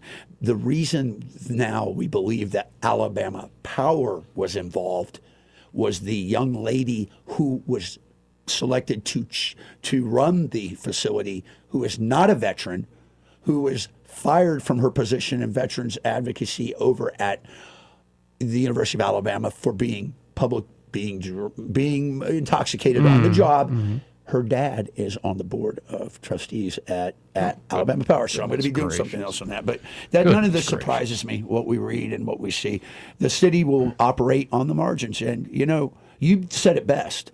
You looked into it. You said, wait a minute, this has already been sole sourced. That contract was sole sourced, Joey. Right. That was hand delivered to them. No, and Caleb Taylor did that follow-up reporting on it, and it's a good job to Caleb. And it's just shaking my head because, especially as I'm trying to, get right with God, I think sometimes I've been too harsh on the city, and then in other ways I haven't been harsh enough, if that makes any sense, that I want Montgomery to succeed. And what I continue to see is in theory, not bad ideas, but the execution is always, almost always just kind of miserable. I'm like, what are we even doing here? Like, if you want it to be a new Montgomery, great. Like, I'm tempted to, I've been sitting on this for a while. I'm tempted to write an op-ed about all you people that moved. Be quiet or move back if you really want Montgomery to do better. True. Like, there is definitely an audience out there, and I'm not just talking about you great folks in Otaga and Elmore, but around the state that love to see negative Montgomery stories. Yeah, there is, And part of me is like, well, then why don't y'all join us here and try to work for the better instead of just eating your popcorn? But, people are free and can do what they want. But it's some of that's a little frustrating. It's very strange. So I want the city to succeed, but when I see, also we could go down the litany of problems here. What a mess. That said, we do have a lot of great assets, and if we can start rowing in the right direction with sound leadership, I think we'll be fine. Anyway, got to hit this next break. First, this entire hour brought to you by Alabama Home Mortgage. Yeah. And they're at Alabama Home Mortgage, Kim Williams and Madeline Cannon. Well, they're ready to help you with whether you're looking to buy a home, purchase a home, or refinance that current home. You know, if you're looking for money, it could be hiding in plain sight, not in your savings account, not in the stock market, right under your roof. Apparently, homeowners are sitting on record levels of home equity. And, of course, veterans out there. It's a great program. They often think, well, because of the health care system of the VA, well, the VA mortgage must be the same screwy system. No, the VA mortgage works great. Outstanding. And some folks have this idea, like, I used it once, so I don't know. What are you talking about? Unlimited.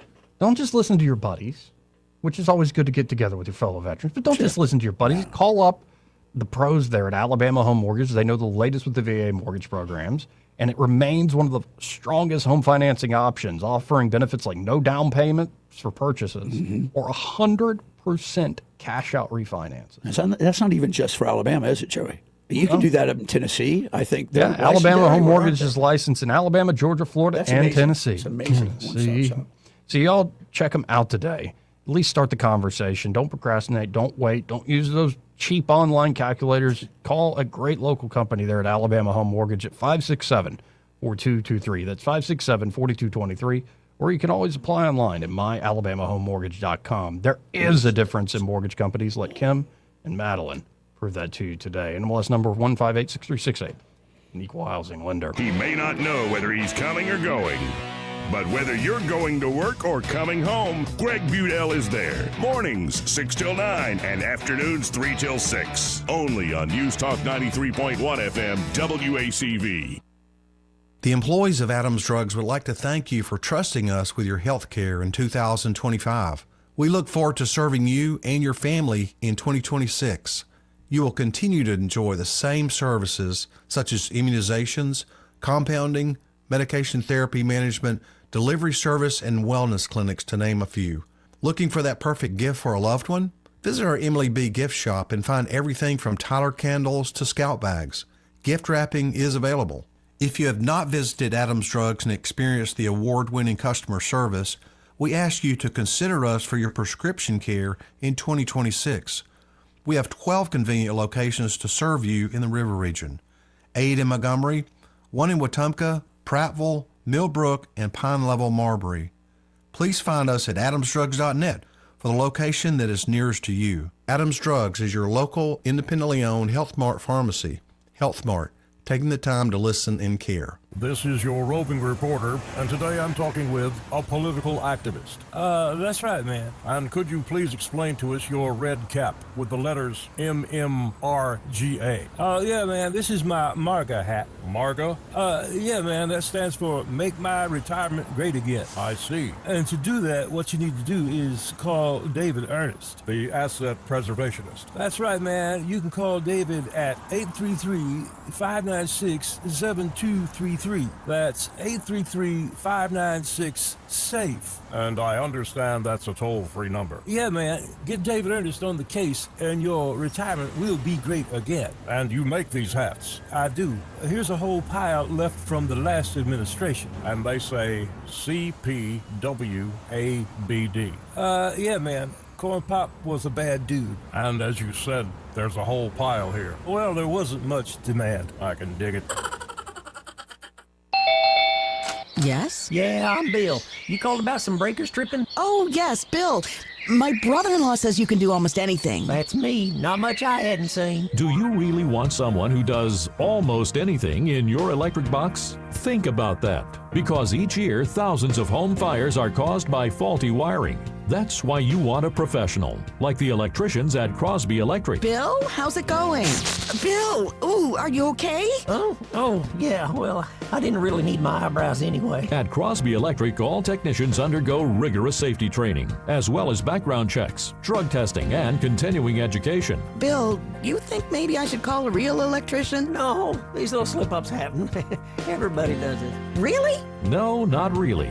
When you need professional electric work or you just like someone to assess your home for safety, call the experts at Crosby Electric, 272-2085, or visit us at crosbyelectric.com.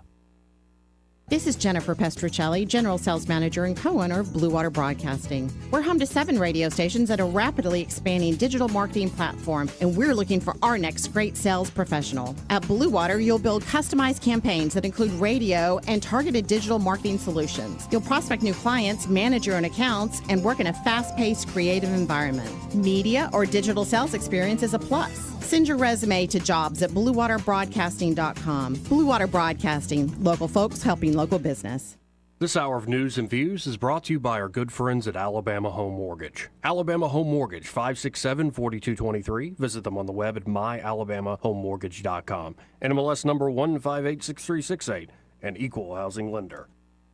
Rich Thomas Weather is brought to you by Wiley Sanders Truck Lines. Go to work for a family that puts God and family first. Wiley Sanders is looking for experienced dump truck drivers. Call them today, 855-777-9785. Drive for Wiley Sanders Truck Lines and be part of the family. Rich Thomas Weather. Well, hi, everybody. Temperatures are warming up this week. In fact, I think we'll be in the lower 80s today with a good bit of sunshine. Partly cloudy, down to 59 for the overnight low temperature tonight. Tuesday, Wednesday, and Thursday, I think we are in the middle 80s. As March ends and April begins, there could be an isolated shower or storm on Tuesday afternoon, but a better chance of scattered showers and thunderstorms at times Wednesday, Thursday, and Friday. From the Blue Water Weather Center, this is Rich Thomas. If it concerns your community, you'll hear about it on News Talk 93.1. News Talk 93.1 FM WACV.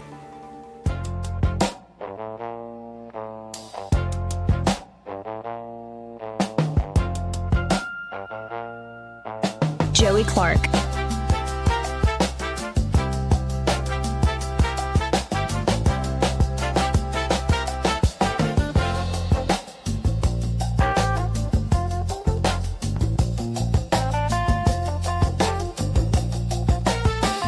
Welcome back.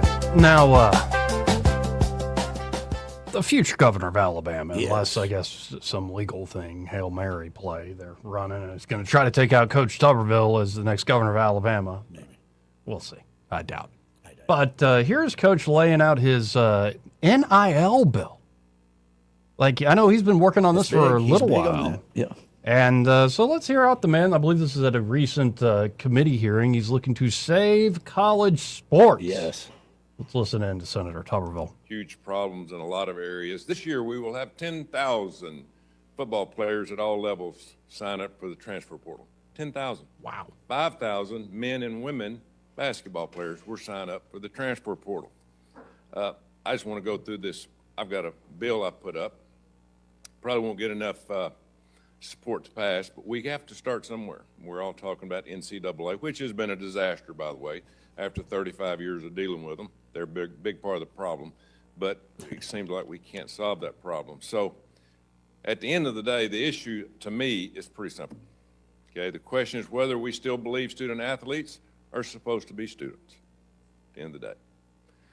I'm all for athletes being paid every dime that they can get. Please go out there and raise your money and take every dime people want to pay you. I'm all for that. I've always said that. As you said, I forget who said it, but it is a full-time job. My God, sports is full-time. Meetings, weightlifting, study halls, you name it. I did it 35 years, and I couldn't believe that we weren't paying student athletes, but that's behind us. Young man and woman has worked hard and has earned that opportunity. They ought to be able to benefit from this opportunity. We don't even talk about scholarships anymore. My God, that's what we used to talk about. Now we talk about money. The system is so far away from educated, it's embarrassing. College athletes are starting to look more like a pathway, less like a pathway to agree, and more like a revolving door, as I said, of all this transfer. Athletes are bouncing from school to school, chasing the next deal. We all know that.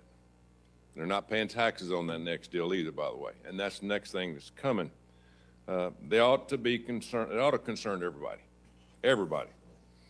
because for overwhelming majority of these young men and women, sports will not last forever if we continue down this path. 98% of the young men and women who go to college do not play pro sports. We need to get away from that. The future is going to depend on the education part of going to school. If you want to play NFL or pros, go get it done. But if you want to learn something, in which 95, 98% of the thousands of kids I coach that got a degree thank me all the time. Thank you for making me go to class. This week I'm introducing the Student Athlete Act. I mean, we all got problems. Collective bargaining. We don't get enough health care and all that. Hey, we're going to have those problems. This bill that I'm putting out is a basic idea. If it's going to cause problems with somebody, but at the end of the day, we got to start somewhere, folks, or we're going to lose it. We're going to lose Olympic sports. We're going to lose women's sports because there's not going to be any money. It's going to be club sports. I got news for y'all. It's coming. The money's not going to be there. You can forget about Title IX. You can have all the lawsuits you want. If the money's not there, it's not there. The money's going to go to athletes that get on television.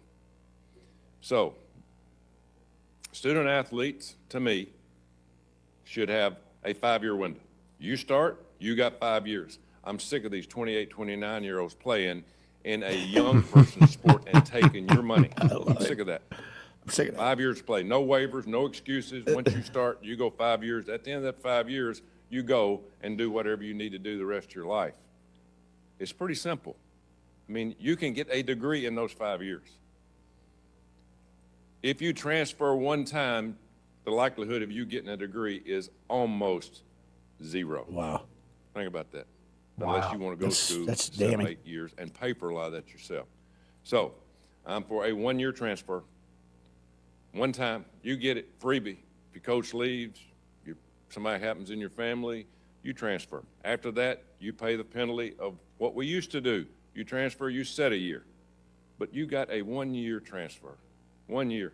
Folks, we can't do this transfer portal. If we do it, we're going to, as I said, we're going to lose men's sports, women's sports, and we're going to have just a couple out there that's going to be on television, and that is it. And there's not going to be any scholarships. So I don't have a lot of, can I ask a couple questions while I'm at it? Ms. Lynch, my bill would solve the issue pretty quick in terms of transferring, but is it realistic for somebody to transfer and get a degree? Thank you so much for your question, Senator Tupperville. Also, War Eagle. I would say that the realistic capability of a student to transfer and still get a degree, it depends where they transfer. Obviously, we deal with quarter schools and semester schools in the Big Ten, and that is a really complex thing in terms of transferring credits, academic progress towards degree. Also, the timing of transfer portals isn't always the most helpful. Like the football transfer portal is now January 2nd to January 16th, and that sits right in the middle of when quarter schools start their new semester. Yeah. And that's really problematic for getting student athletes, particular football, student athletes enrolled in their next institution, which really puts them back academically. So transferring does inhibit academic progress, especially when you're transferring multiple times. I think great points all around. Yeah. I don't know if it'll look exactly like what Coach is trying to lay out there because it'll go through the Senate and the House and all this It'll other get stuff. butchered, I'm sure, but yeah. But generally speaking, like the idea of paying people is one thing, but this system seems to be ripping apart what college athletics has been for a long, especially football's been for a long, long time. Let's go to Duke real quick. Hey, Duke, how you doing? How's it going, fellas? Hey, Duke. Now, sitting here listening to this, what about the coaches? Let's start with the coaches now. Tuberville for one, and Saban for another that never turned down a raise, you know. And I think not Saban, but Tuberville didn't he leave a couple of places before time? Oh, sure, and man. took other jobs. Yeah. Huh? Oh, yeah. He did. He was also 6-0 against Alabama. Yeah, but Duke, I can already anticipate the response is going to be they're grown men. You know, that's priceless for a War Eagle. If you beat Alabama, that still keep you. Well, they should keep you forever. They're grown men at the top of the pyramid of the org chart. So, like, you know. Alpha. Didn't he leave Ole Miss to come to Auburn? Yeah, I was there when I was there, and I got Ed Ogeron after that, and that was terrible. He said, "I'll never leave. The only way they can get me out of here is in a pine box." He said. So why didn't he stay for in his contract? So his contract term was up. Because he's a grown man and he can do what he wants. He went to the University of Cincinnati he's too. probably through the grown men too now. I do know this, guys. That when he was at, I do know this, guys. When he went to the University of Cincinnati, it's because his wife was from Cincinnati and her mom was sick, and he wanted to be there, so he did that. He did choose that job. But yeah, I don't know about the others. But but old Nicky Boy, back to Nicky Boy now. Old Nicky Boy never turned down a raise at Alabama. When another coach at another school got a penny more than him, old Nick had a mouth open guy. Most favored nation, baby. So but all of a sudden these little young cats making a few dollars, get the education. Shit. Which one you want in your hand? $1 million NIL money, or a damn a piece of paper saying that you went to college and studying why tadpole piss in water, Why did you study that? I think the idea here, Duke, is why not both? That's funny. Like, pick a school, pick a place that's going to pay you well, and also get an education. So it's not just a money grab. Let my grandson get able, and people throwing money at him like that, I'm supposed to get that money, boy. You buy you a school somewhere. Yeah, but I don't know. The jumping around it's starting. I know, it's dangerous. And you also know with these young cats, if they get all this money at such a young age, they aren't always getting the best financial advice if they're getting any at all. I know that, but the coaches started this mess, George. Now the coaches started this mess. The one at LSU, the last coach that they fired down there, how much they paid that cat to come down there? He was the highest man paid, and Saban got mad about it. Yeah. No, not Wayne, not Lane, the other one before then. Oh, before him? I don't even know. What's the boy? Who are we talking about? The guy before Lane at LSU? Oh, It was Hugh Freeze was there before, and then another guy between Ogeron. No, the guy. What's that guy's name? I don't know. I do know. Somewhere. Yeah, he went. Yeah, he did. Where did he go? He must have been so successful since we can all remember his name. The one before Lane. Before Lane got there. Yeah. The one right before it, I don't remember. And I'm an Ole Miss alumni, I should, but let me tell you, they never were good in football when I was there, and they recently got good, but you got to wonder what Hugh Freeze was doing to get good there. Well, anyway. So at least few of them get fired, at least Auburn coaches get fired, Yeah, unreal expectations on this, guys. They don't just leave, You know what? I had somebody tell me, Joey, and Duke, the worst thing to ever happen to Auburn was to win a national championship. Now they expect it every year. Apparently Chisholm got the big head after he got a little lazy about it. Anyway, I gotta run. And maybe it's all our fault for liking football too much. That's why all the money's in it. Anyway. I love it. We've got to hit this break. Hopefully get Michael Cohen on the other side. Want to carry News Talk in your pocket? Download the News Talk 93.1 app from the App Store. Available on iPhone and Android. Never miss a moment. Download now. We get this question all the time. Do you handle that? Buying or selling a home? Yes. Commercial? Yes. Land or investments? Absolutely. Hannah and Eddie Realty Group. One team. Every real estate move. 334-322-0662. This hour of news and views is brought to you by our good friends at Alabama Home Mortgage. Alabama Home Mortgage, 567-4223. Visit them on the web at myalabamahomemortgage.com. NMLS number 1586368, an equal housing lender. News and talk without the static. The River Region's most trusted voice. News Talk 93.1 FM WACV. Joey Clark. Welcome back. Let's go right to the phones and talk to Michael Cohen with Cohen's Electronics and Appliances. Hey, Michael, how you doing today? I'm doing great, Joey. How are you? I'm better than I deserve. Tell us about the Cohen's experience today. Well, I tell you, there's so many things that people come in here to buy, like appliances, and they're really unaware that we sell grills.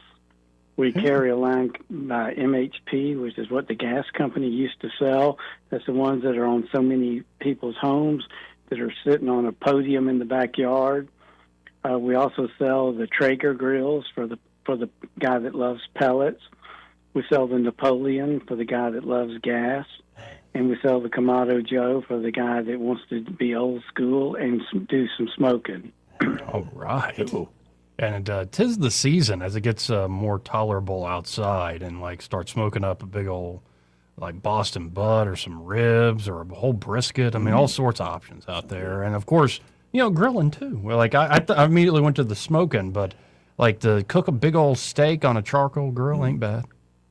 No, that's great. I mean, you've got some places, their name escapes me, but La Jolla, they use something like a Kamado Joe grill when they grill their stuff, when you order steak there. So there's a lot to be said for the way that it works.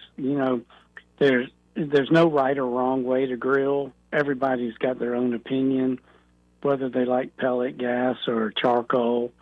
And, a lot of people have more than one option, for whenever they want to do their Boston butts. They got the Kamado, and everything else they're doing on a pellet grill or either a Kamado Joe. And then for the people that already have a grill like an MHP that's at their house, when it's time to replace it, they just come in and get another MHP because everything bolts right up. There you go. So, folks, get by there, and all sorts of grilling accessories, too, you got there. That's right. We've got a lot of the knives. We've got some grill cleaners, some of the rubs, the charcoal for the Kamado Joes. So, yeah, come by and see what we have, and let us help you with your grilling experience. Of course, you can always look online at thinkcohens.com, but something like a grill, you got to go get your hands on it. Go see it with your own eye. They're 2515 Eastern Boulevard here in Montgomery. They're open 9 to 6 Monday through Friday, 9 to 4 on Saturdays. And be sure to find Michael and tell him you heard him on the radio with that Joey Clark fella. That's right, that fella. He's kind of a nice guy.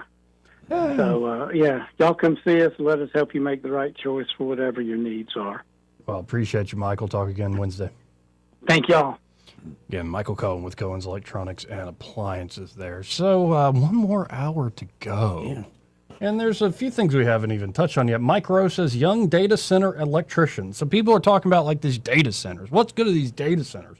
Well, young data center electricians are making upwards of $260,000 a year with no college debt.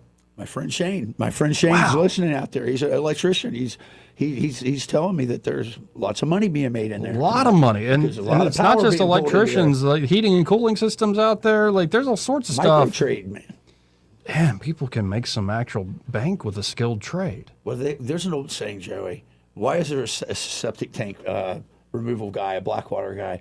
Because pick something that you to do that someone needs done that does not want to do it themselves. There you go. We got to hit this break. We'll be right back.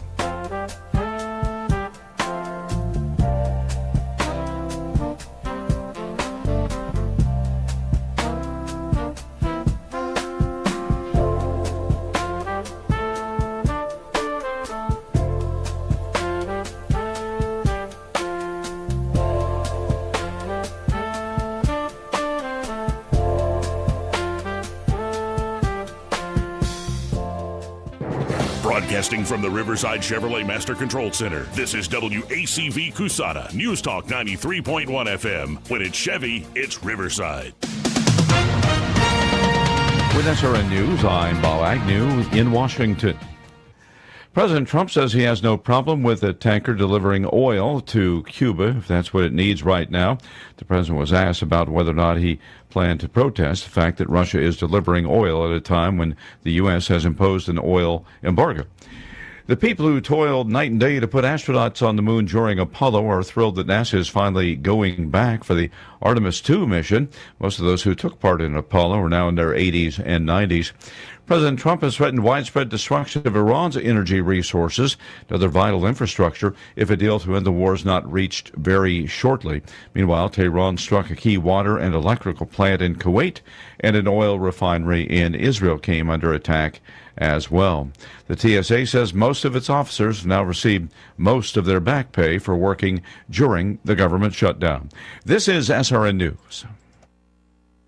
Hi, Mike Gallagher here, host of the Mike Gallagher Show. As we head into spring, there's some good news in the housing market. Rates have recently dropped. When rates drop, payments can drop. That can mean hundreds of dollars a month back in your pocket, money you can use to pay bills, reduce debt, or strengthen your financial position. That's why this is the time to talk to my friends at Fellowship Home Loans. They're helping homeowners refinance into lower rates and reduce their monthly mortgage payments. Fellowship also offers a fixed rate line of credit for home projects or consolidating a high interest debt with fast approval and a predictable rate. Remember, many people still qualify to skip their next 2 mortgage payments. That's 2 months of breathing room while you reposition financially.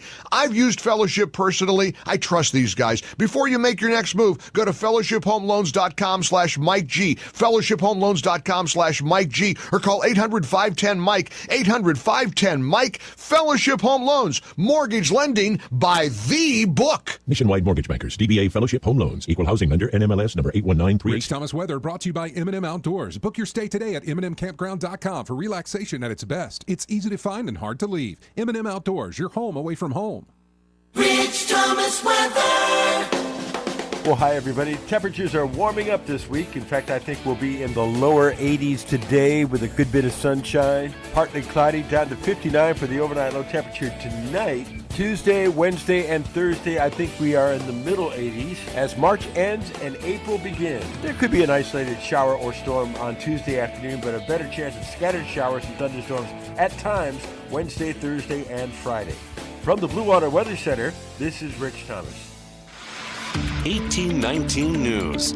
Funeral arrangements are now set for the University of Alabama student James Gracie, who died in the country of Spain while on spring break. Gracie drowned in the waters along Barcelona after leaving a nightclub in the downtown area. Police do not believe that foul play was involved in Gracie's death, but are calling it a tragic accident. Gracie was from the state of Illinois. The visitation for his family is happening today, with prayer service this coming evening that will be live streamed. On Tuesday, funeral services will happen in Illinois at Visitation Catholic Church in Hillside. I'll be back with more Alabama stories after this. Are you enjoying 1819 News? If so, consider joining 1819 News as a member. As a nonprofit news organization, we depend on the support of Alabamians like you. Memberships start out as little as $5 a month, and you'll get access to exclusive content only offered to our members. You'll be supporting independent journalism done by people who cherish Alabama values. Become a member today by visiting 1819news.com and clicking Become a Member. That's 1819news.com and click Become a Member today. This week, the Mobile City Council will consider an ordinance on consumable hemp products. Local municipalities are allowed to make such changes regarding consumable hemp products, while a state law prohibits the sale of smokable hemp products throughout Alabama. The City Council will be voting on this issue on Tuesday, and should that ordinance be approved, then the City of Mobile will begin working on granting approval to applications coming from local businesses. Mobile Mayor Spiro Chiriogata says he wants to see those who were selling this product legally before the state law was passed get back into business. Those businesses will have to comply with the city's operational regulations and zoning requirements for the sale of these hemp products. Police in Mobile are also searching for a suspect in 2 robberies that occurred this past Saturday. The suspect bit an employee at one location and brandished a knife at another. The robberies occurred on Schillinger Road. I'm Andrea Tice. For more news affecting Alabamians, go to 1819news.com. And while you're there, subscribe to the daily newsletter. This hour of News and Views is brought to you by our good friends at Cole Plumbing, 279-8919. Cole Plumbing is number 1 in the number 2 business. You don't have to dig a hole. They have proprietary pipelining technology. Ask them about their tankless water heaters. Remember, when you have trouble with your bowl, call on Cole. If you're on a budget and trying to feed your family inexpensively, Pizza Perfect has the deal for you. In March, get a free 2-topping medium pizza with the purchase of any large pizza. Pizza Perfect's buffet includes pizza as well as spaghetti, breadsticks, salad, dessert, and drink, only $13. Buffet is available Monday through Saturday for lunch and for dinner on Tuesday, Friday, and Saturday. Available for pickup and delivery as well.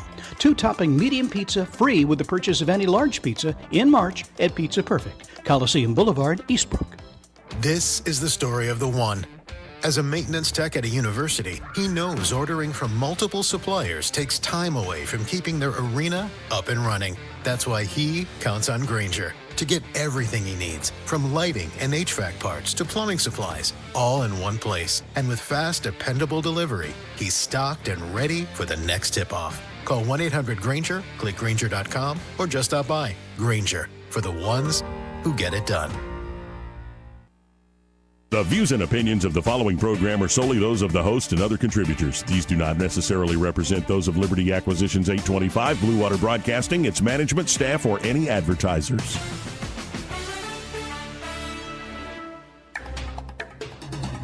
It's time for Montgomery's conversational radio show. It's news and views on News Talk 93.1 FM. To join the conversation, call 272-9228.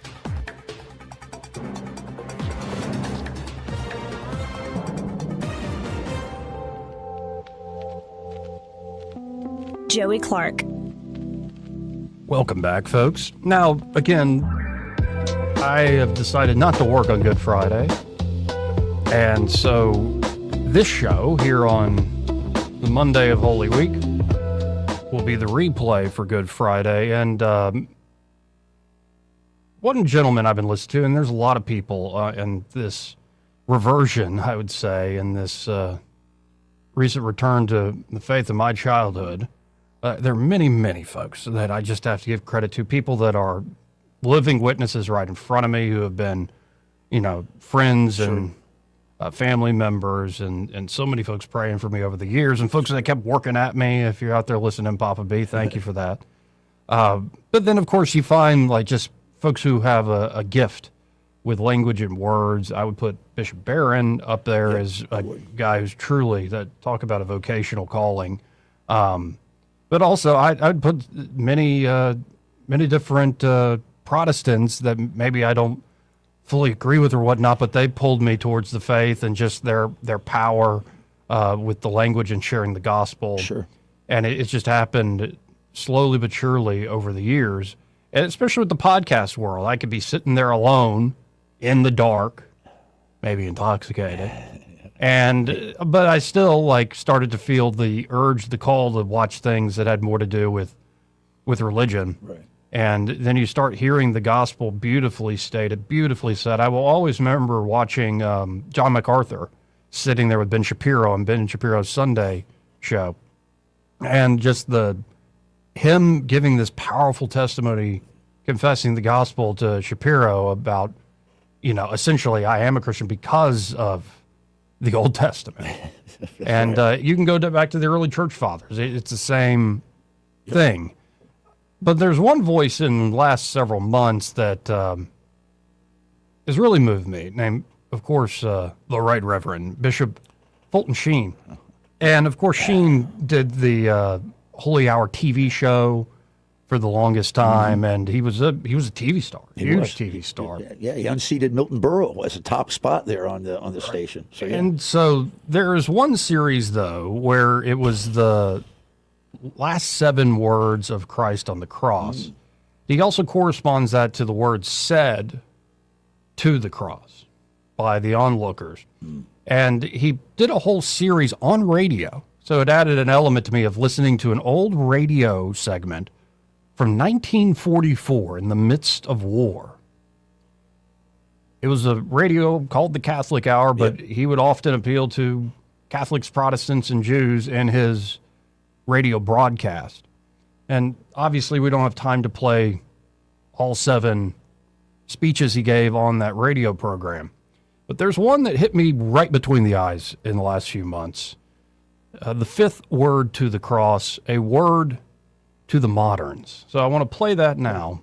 Let's listen in together. Monsignor Fulton J. Sheen has entitled today's Catholic Hour Talk, The 5th Word to the Cross, a word to the moderns. Monsignor Sheen. Friends, the modern world is full of moderns. And by the moderns, we here understand those who believe in what they call moderation. They hate excesses, either of good or of evil. Compromise is the very essence of life. They have an open mind, so very open it can close on nothing.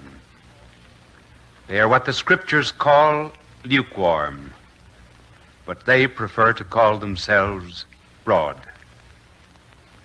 The moderns are good people by the standards of the world. They have their daughter married in a church where she was never baptized.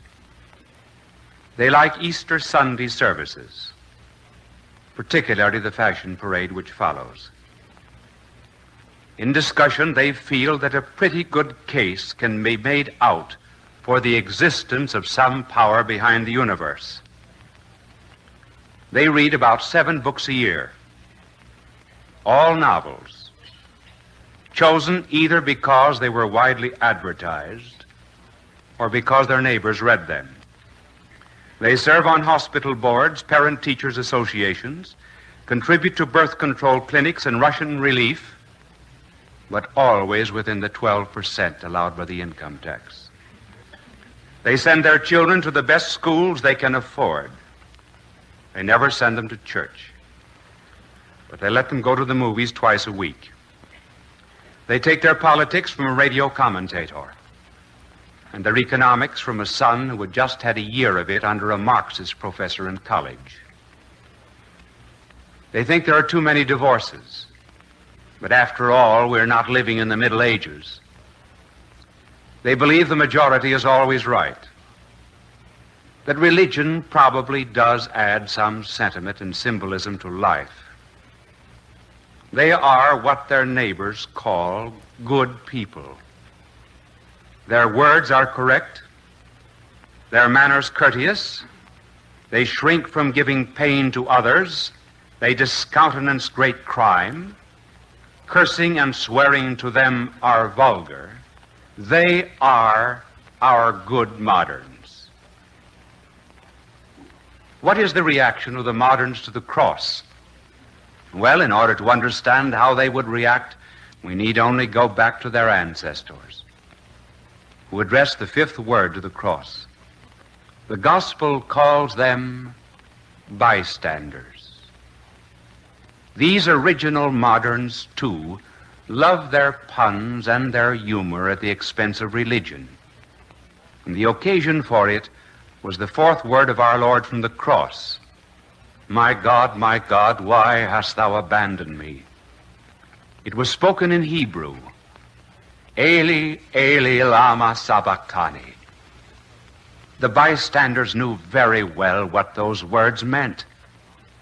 But to those who will to mock, it was a fine opportunity for a pun, pretending that they understood him to say Elias rather than God. They said, this man calleth Elias. Let us see whether Elias will come to deliver him.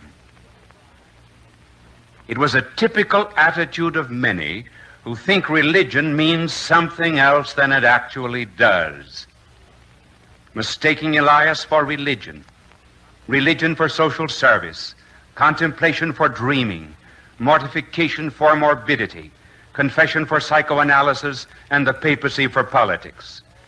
The dilettantes and the moderns always think we are calling on Elias when we are actually calling on God. Their very words indicated passivity, indifference, and false caution. For they said, let us see whether Elias will come to deliver him. Wait. Take your time. Do not do anything rash. Wait and see what the church does about Marxism.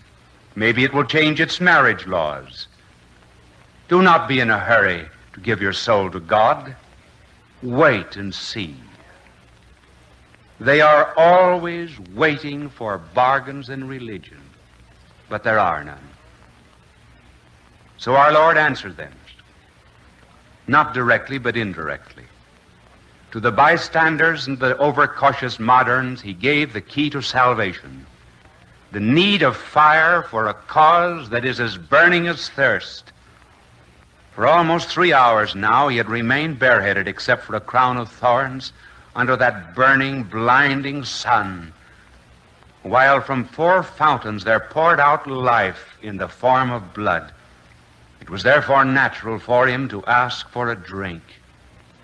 He, the God-man, he who shut up the sea with doors when it did burst forth as issuing out of a womb. He who threw stars in their orbits and spheres into space, He who once stood up in the temple on the last day of a solemn feast and cried out in a loud voice, "If any man thirst, let him come to me and drink." Now he speaks, not to God, not to the executioners, not to his mother, but to man. And out from the depths of his sacred heart there wells the cry, "I thirst." While the bystanders were like ice, he was on fire. While they coursed in shallow streams, he launched out into the deep. While they stand by and wait, he plunges in that one cry through both fire and water. While the moderns are saying, "Let us wait and see," our Lord answers, "No. Be athirst. Be afire. I am come to cast fire on earth, and what will I but that it be enkindled?" Religion, in other words, is not for calculating love. One must love life like wine and drink death like water. Religion is love, and love is fire. And that was why he chose persons of fire. He always chose them for his disciples, sons of thunder, for example, like James and John, who would have called down from lightning from heaven to the Samaritans, but whose zeal, once rightly directed, truly thundered through a world. He chose a hot-blooded, fiery, impetuous Peter, swinging a sword recklessly at night, and yet one who, out of love for the Master, breathed his last upon a cross upside down, thinking it unbecoming to die like the Lord. He chose Magdalene, passionate, sensuous, and wild, the kind of a woman who gave her body without ever giving away her soul, and yet the one who, under the touch of Christ's fiery hand, gave her body in penance to save souls in grace. There is no place for spineless characters in religion. There is more possibility for conversion in passion wrongly directed than in indifference. More in those who thirst than those who are filled. Where there is fire, that direction can always be changed by God's grace, so that it will burn upward rather than downward, and thus enkindle goodness rather than vice. But where there is indifference, false tolerance, spineless broad-mindedness that espouses all causes and yet really accepts none, when there's that kind of mentality, there is no chance for salvation. There are many potential saints in prison and many potential devils in the service of God. In both cases, there is a thirst for Satan and a thirst for God. And neither thirst could be reversed. Lenin, for example, was a St. Francis in reverse. And St. Francis was Lenin in reverse. Both started with the idea of violence. Lenin believed in violence to others. St. Francis believed in violence to himself. They both had the same starting point. Violence. As our Lord had said, the kingdom of heaven suffereth violence, and the violent shall bear it away.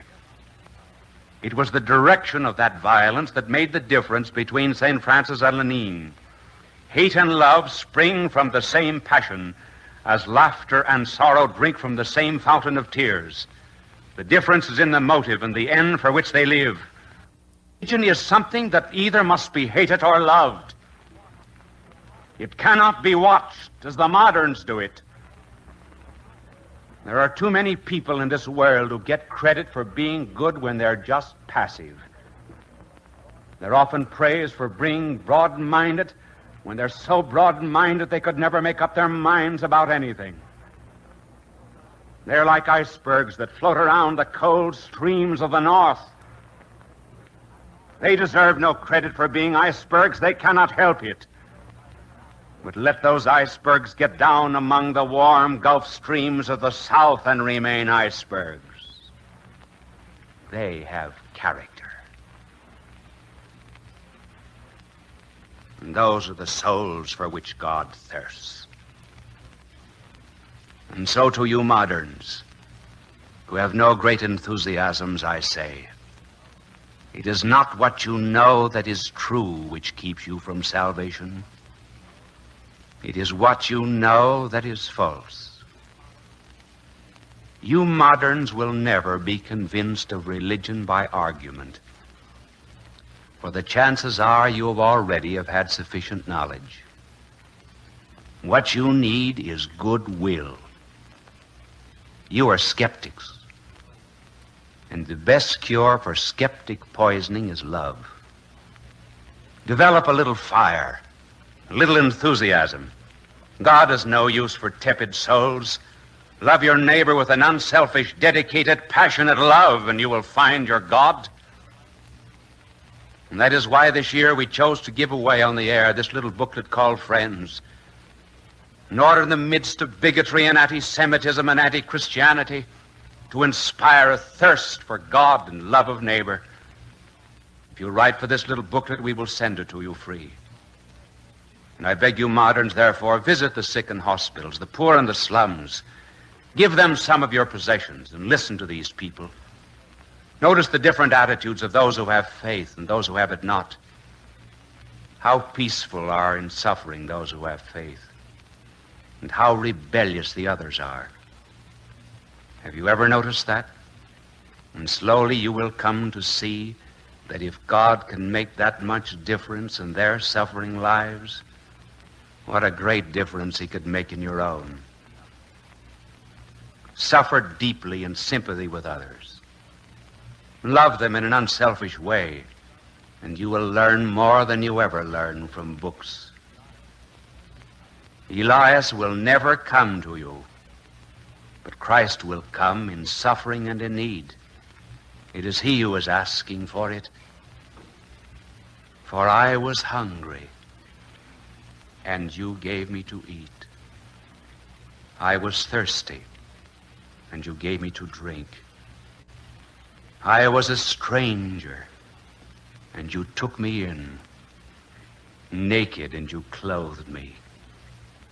Sick, and you visited me. I was in prison, and you came to me. That word of our Lord from the cross reveals the secret of your unhappiness. It is your lukewarmness. You moderns have no great loves. You are not on fire. You never thirst. Even we who have the faith know the Savior and his cross as well, have been infected sometimes by this passivity of yours. We too are lukewarm. The cohorts of Satan today have unfortunately more passion for the spreading of evil than the children of God have for the spreading of truth. As Prometheus stole the fire from heaven, so the Pentecostal fires have been stolen from our altar and now are blazing in the temples of anti-God.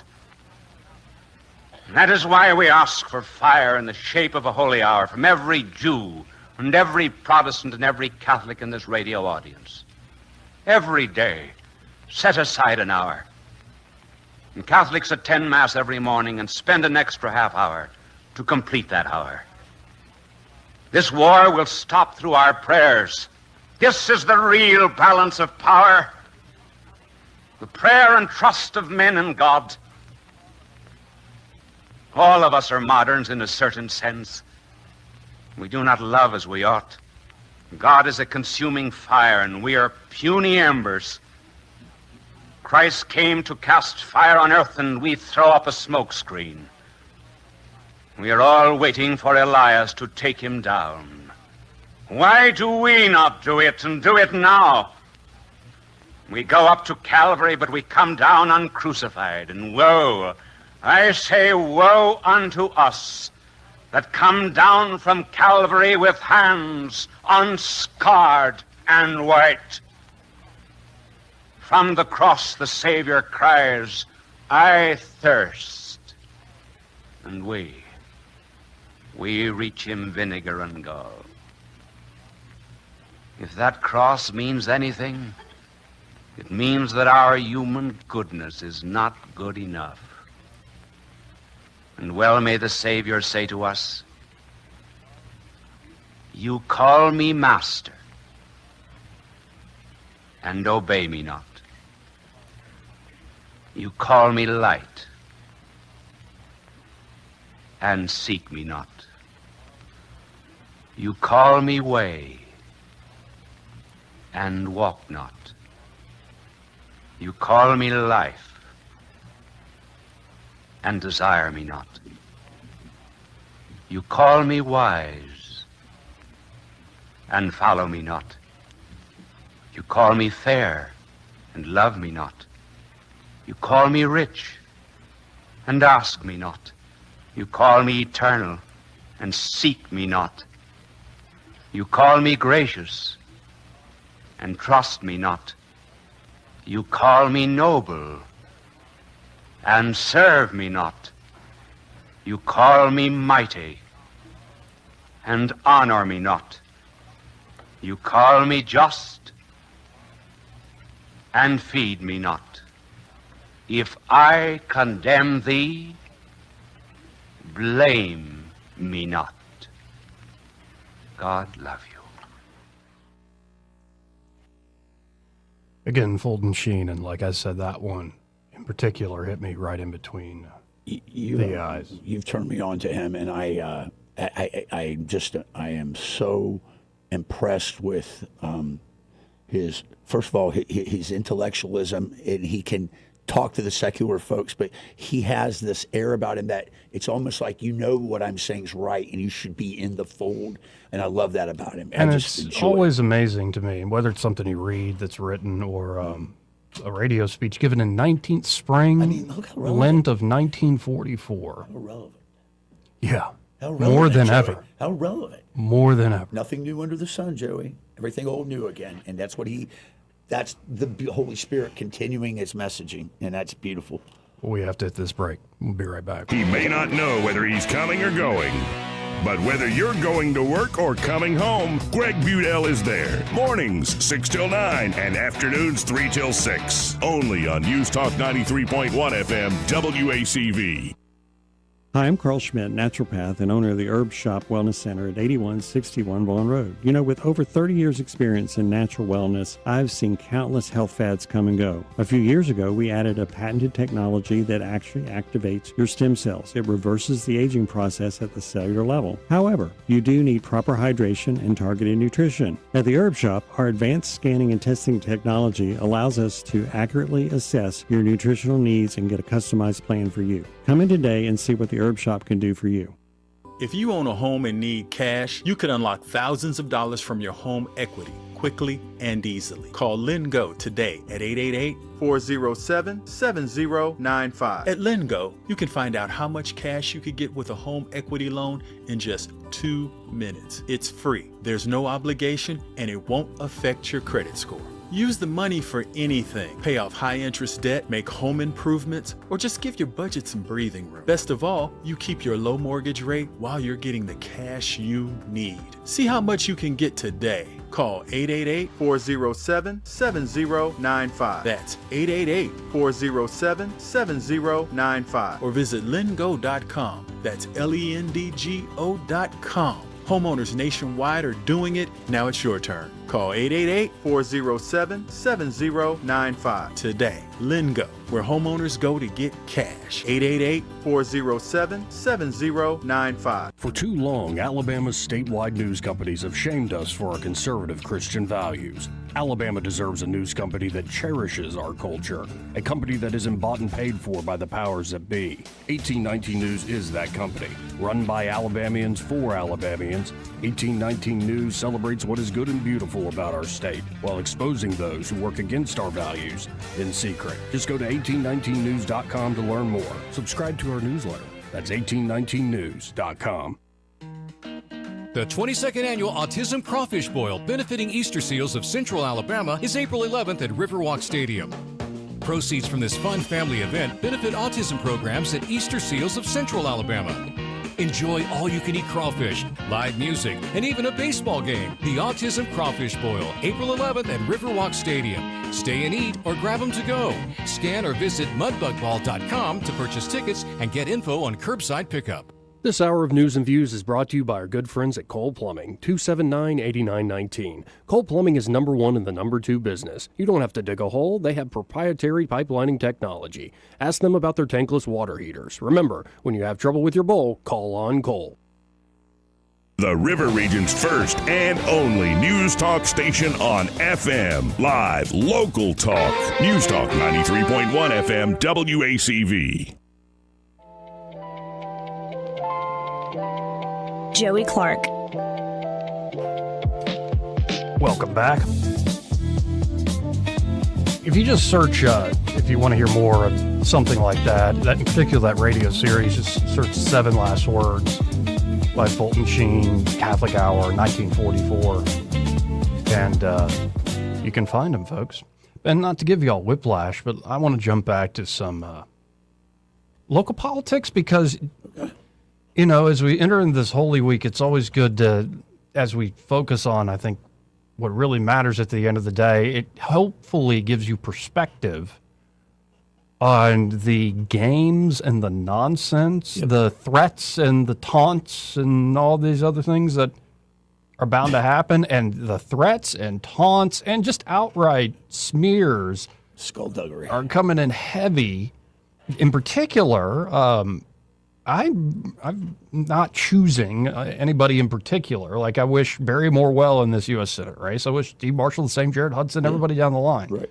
I've enjoyed my conversation with everybody who's running for the U.S. Senate for that seat that Tuberville's vacating. Right. But there was an ad put out, not by any particular campaign, but put out by Club for Growth that went against Steve Marshall. And it was one of the more... Like, I saw that ad, and I told Jeff Poor this on his show. I'm like, I'm glad I went to church this morning after seeing that because it was...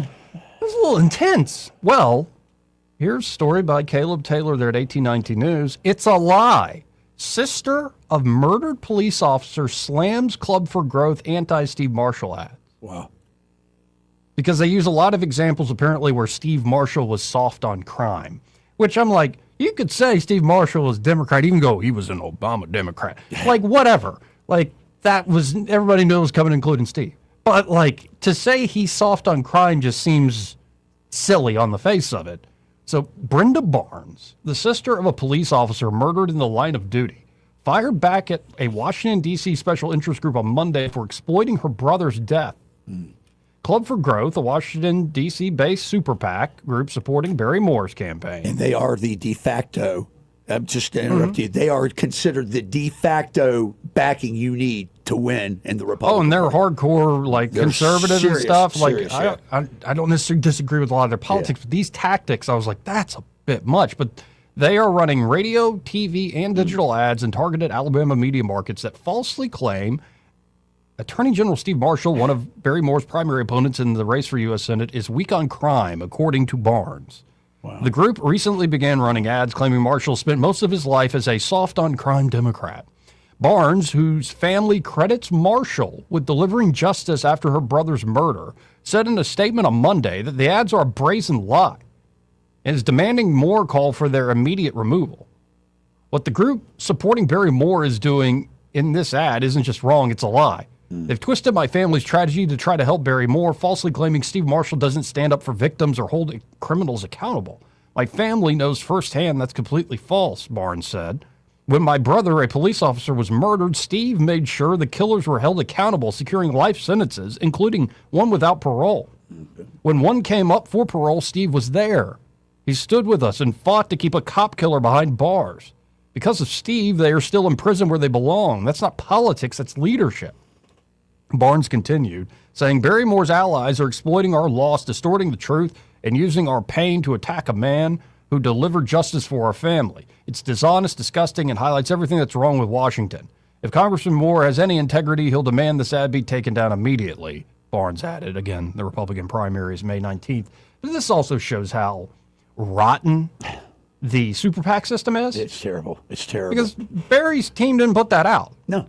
club who's backing them's like, well, we know how to back you, man. That's exactly how they do it. And it's just, it's like, it's going to backfire if that's what you got. If you take their money, you will do what they want. And they, listen, but I'm going to say this But you can't coordinate. The campaign cannot coordinate with the super PAC. I know this, but I'm telling you, they're saying this is how we're going to go. This is what we're going to do. Because I'm going to be honest with you, Joey, they win 85% of the time. I'm sorry, if I'm Barry, and I don't go as far as Brenda. I'm not throwing this completely on Barry. But like, if I'm Barry, I'm like, with friends like this, who needs enemies? Yeah, but I'm telling you, if you want to dance with them at the dance, you got to do what they say, and it's that simple. I appreciate Caleb Taylor putting that out, because I was a bit taken aback when I saw that last Wednesday. Very harsh. Very harsh. Yeah. Very harsh indeed, and we'll see. Where do you go from there, Joey? We'll be right back. Want to carry News Talk in your pocket? Download the News Talk 93.1 app from the App Store. Available on iPhone and Android. Never miss a moment. Download now.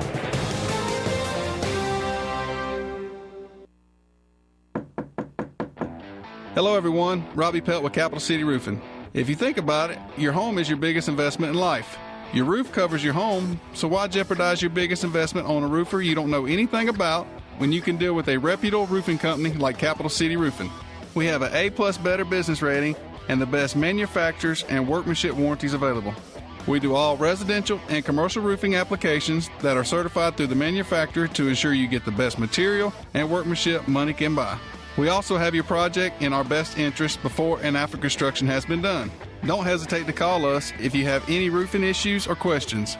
We will match any of our competitors' price and give you the same great workmanship warranty.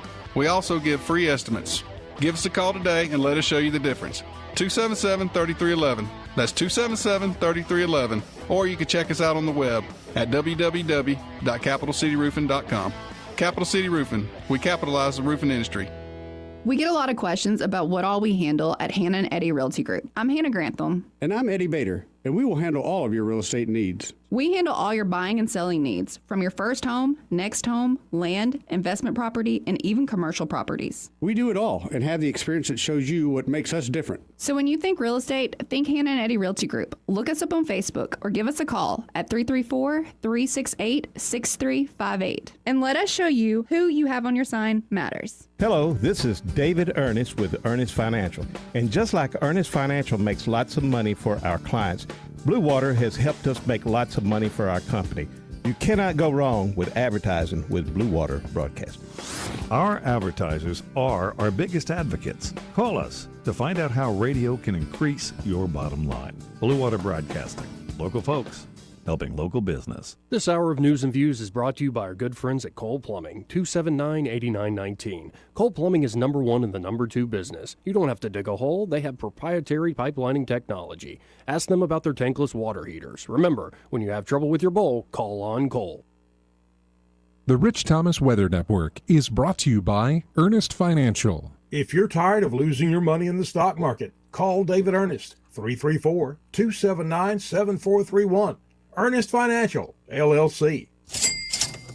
Rich Thomas weather. Well, hi, everybody. Temperatures are warming up this week. In fact, I think we'll be in the lower 80s today with a good bit of sunshine. Partly cloudy, down to 59 for the overnight low temperature tonight. Tuesday, Wednesday, and Thursday, I think we are in the middle 80s. As March ends and April begins, there could be an isolated shower or storm on Tuesday afternoon, but a better chance of scattered showers and thunderstorms at times Wednesday, Thursday, and Friday. From the Blue Water Weather Center, this is Rich Thomas. CB&S Bank, serving families and communities since 1906. Proud to be named 16th best performing bank nationally in their asset category by American Banker. Learn more at cbsbank.com. CB&S Bank, member FDIC, equal housing lender. Live, local talk. The River Region's most trusted voice for news and opinion. News Talk 93.1 FM WACV.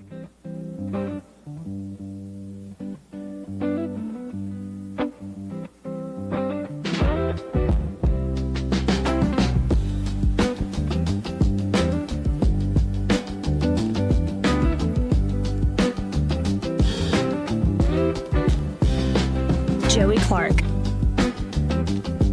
So apparently there was a No Kings protest.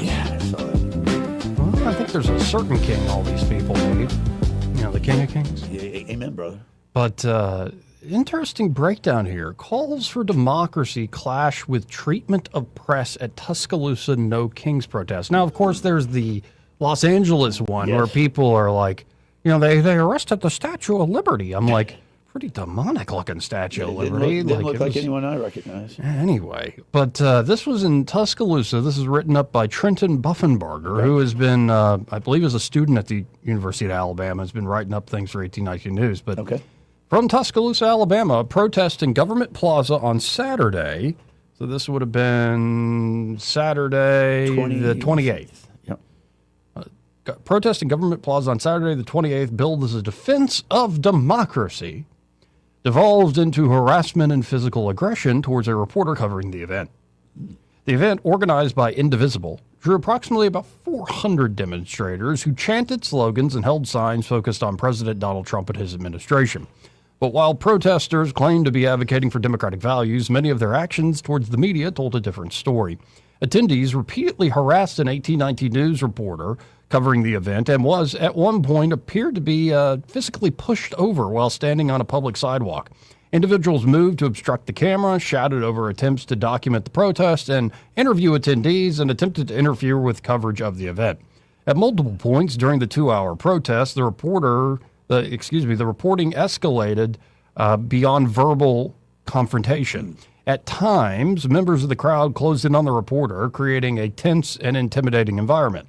Organizers associated with Indivisible did little to de-escalate the situation. Instead, their actions appeared to contribute to the hostility by trying to force the reporter to leave the public sidewalk, following them throughout and encouraging confrontation against the reporter.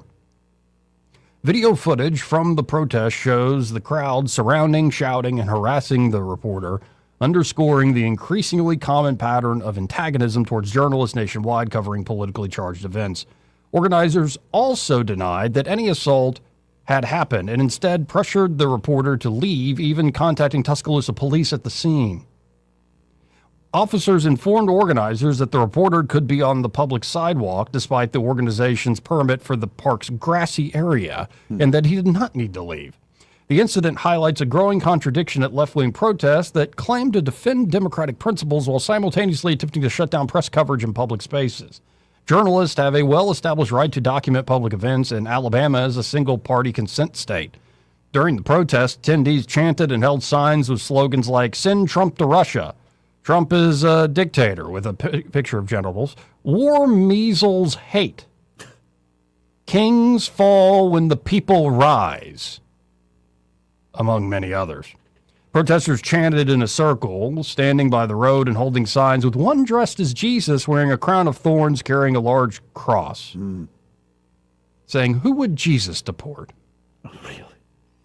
Other costumes included an inflatable Trump costume, a painted Captain America-style outfit, and more. One organizer, identified by an orange vest as affiliated with Indivisible, was University of Alabama political science professor Judson Abraham, who declined to be interviewed from 1819 News by 1819 News at the scene.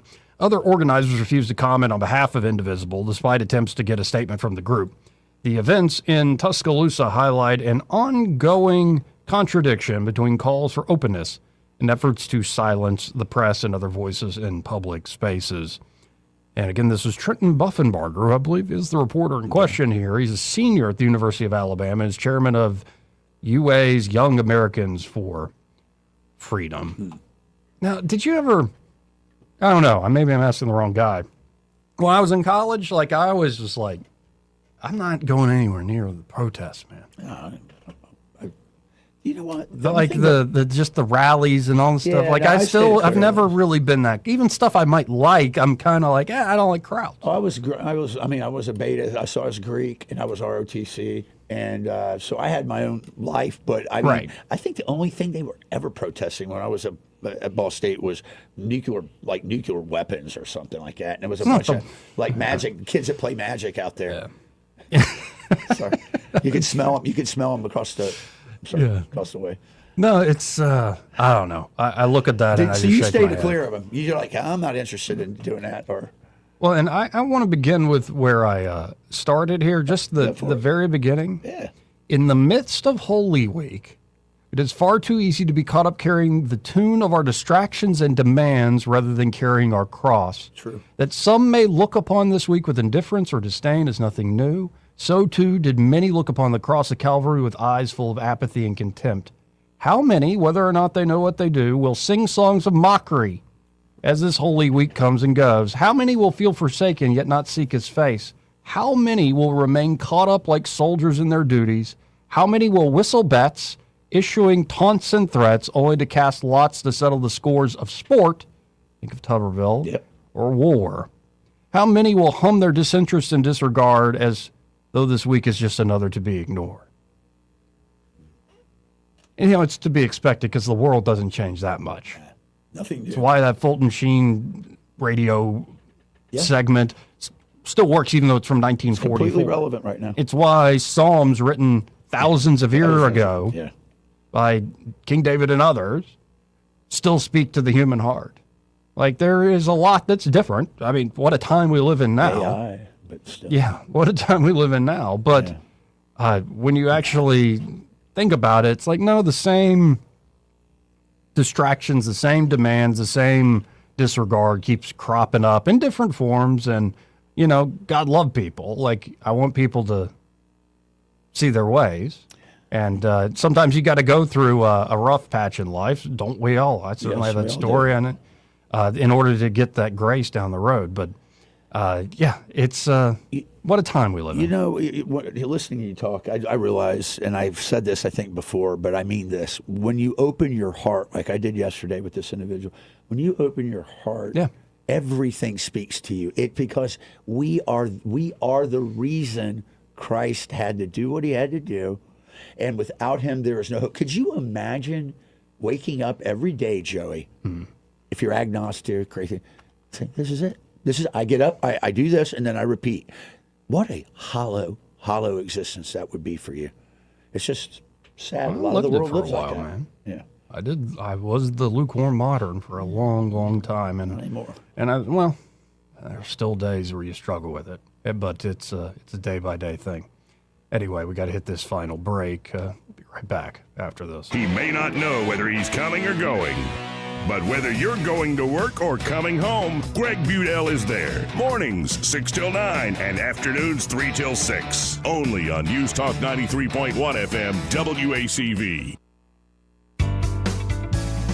E-Bike Oasis, E-Bike Oasis, E-Bike Oasis, ride for free. E-Bike Oasis, E-Bike Oasis, E-Bike Oasis, ride for free. At E-Bike Oasis, we're more than just Montgomery's best electric bicycle store. E-Bike Oasis offers free 1-hour electric bicycle rentals and a full-service electric bike repair shop. Stop by E-Bike Oasis in Montgomery today for free rentals, repairs, and electric bicycle brands in town. This hour of News and Views is brought to you by our good friends at Cole Plumbing, 279-8919. Cole Plumbing is number one in the number two business. You don't have to dig a hole. They have proprietary pipelining technology. Ask them about their tankless water heaters. Remember, when you have trouble with your bowl, call on Cole. The River Region's News Talk station. News Talk 93.1, WACV. News Talk 93.1. Joey Clark. Welcome back. Closing moments of the program here. And let's go to Ray Bowles with Bravo Carpet. Hey, Ray, how you doing? Good. Hey, I saw Mark at church yesterday, and he's sitting right behind me, and he wanted me to ask you a question on the radio. But unfortunately, it's been over 24 hours, and I cannot recall the question. Sorry, Mark. That's funny. Yeah, it was something about a portal in Taiwan. I don't know. At any rate, come next Sunday, it's Easter's coming up this Sunday. That dovetails in a whole other situation. And Mark doesn't want to come to church but every other Sunday. It's Easter. Tell him he needs to come to church this Sunday. Well, and if Mark's listening, I go to church pretty much every day, Mark. So you can at least go once a week. Once a week's not going to hurt you. And, hey, in all seriousness, it is the week of Easter. And if y'all don't have a home church, and if you want to come to church, come sit with me. We sit on the back row. Mark sits on the very, very back row at Heritage Baptist in Prattville. We'd love to have you. Come as you are, and if you need a floor, call us 285-8117. Amen. Let me do that. Well, appreciate you, Ray. And I got an idea. Yeah. Mark, Yeah. text Joey the question. Yeah, Mark, just text me the question. I see his text, answer his text all the time. Just text me the question. Yeah, just text him. Then I don't have to remember it. There you go. We've solved the problem. You know, Ray sometimes is forgetful, but at least he's honest about it. Yes, I will tell you when I forget, because I've got like 45 texts this morning. I've only returned like 10 of them. It's been one of those days. Well, I appreciate you, Ray. And he's saying Stargate Portal. Stargate Portal. You remember That's what it was, Stargate Portal. Yeah, talk to him about it. It's very interesting. That's a throwback to a great TV show. Well, I appreciate you, Ray, and we'll talk again tomorrow. Guys, have a great day. You too, brother. Again, that's Ray Bowles with Private Carpet, 285-8117 if you want to get their help with a resurfacing job. And be sure when you call them up at 285-8117, you tell them that you heard Ray on the radio with Joey and Troy. And Pamela is here early. How are you, Pamela? I'm good. How are you? I'm very good. You going to be here on Friday? Yes. Yeah. Okay. Oh, yeah. It's going to be a fun show. Yeah. Free for all Friday. So I won't be here Friday. Like what I did today will be the replay. Okay. But did you see the thing that Eddie got you behind you? Yeah, he sent me a picture of it. That's cool. It's pretty so awesome. funny. It's like an Andy Warhol thing. I know. Mark Cumby made it. It's very Mark Cumby, he is so talented. Yeah, because when I love Mark Cumby. When I first wore these and saw them on the stream, I was like, I do not know if I like these headphones. They're a lot. I like them. They look good on you. But, great. Yeah. But How do yeah. they work? How do they but work? that is cool. Yeah, I know. Mark's so We all thoughtful. should have one. But he makes a bunch of stuff of us, and maybe I'll. Yeah, he uses AI. He's so good. And you know what he does? Yeah. He drives a truck for, I think, R&L Carriers out there. Yeah. I said he's got to be the best truck driver of all time. Uh-huh. Mark's awesome. He's a brother on Christ. Yes, the only he problem is, Mark, if you're listening, you're a recovering LSU fan. So don't worry about that. Hey, he picked Arizona to win for Did he? basketball with me. Good, Yep. good. All right. Duke was the highest picked team. Yeah, of course. That was a huge upset. That was. Yeah, absolutely. I admit I haven't been watching any March How was your Madness. son? Is everything okay? Yeah.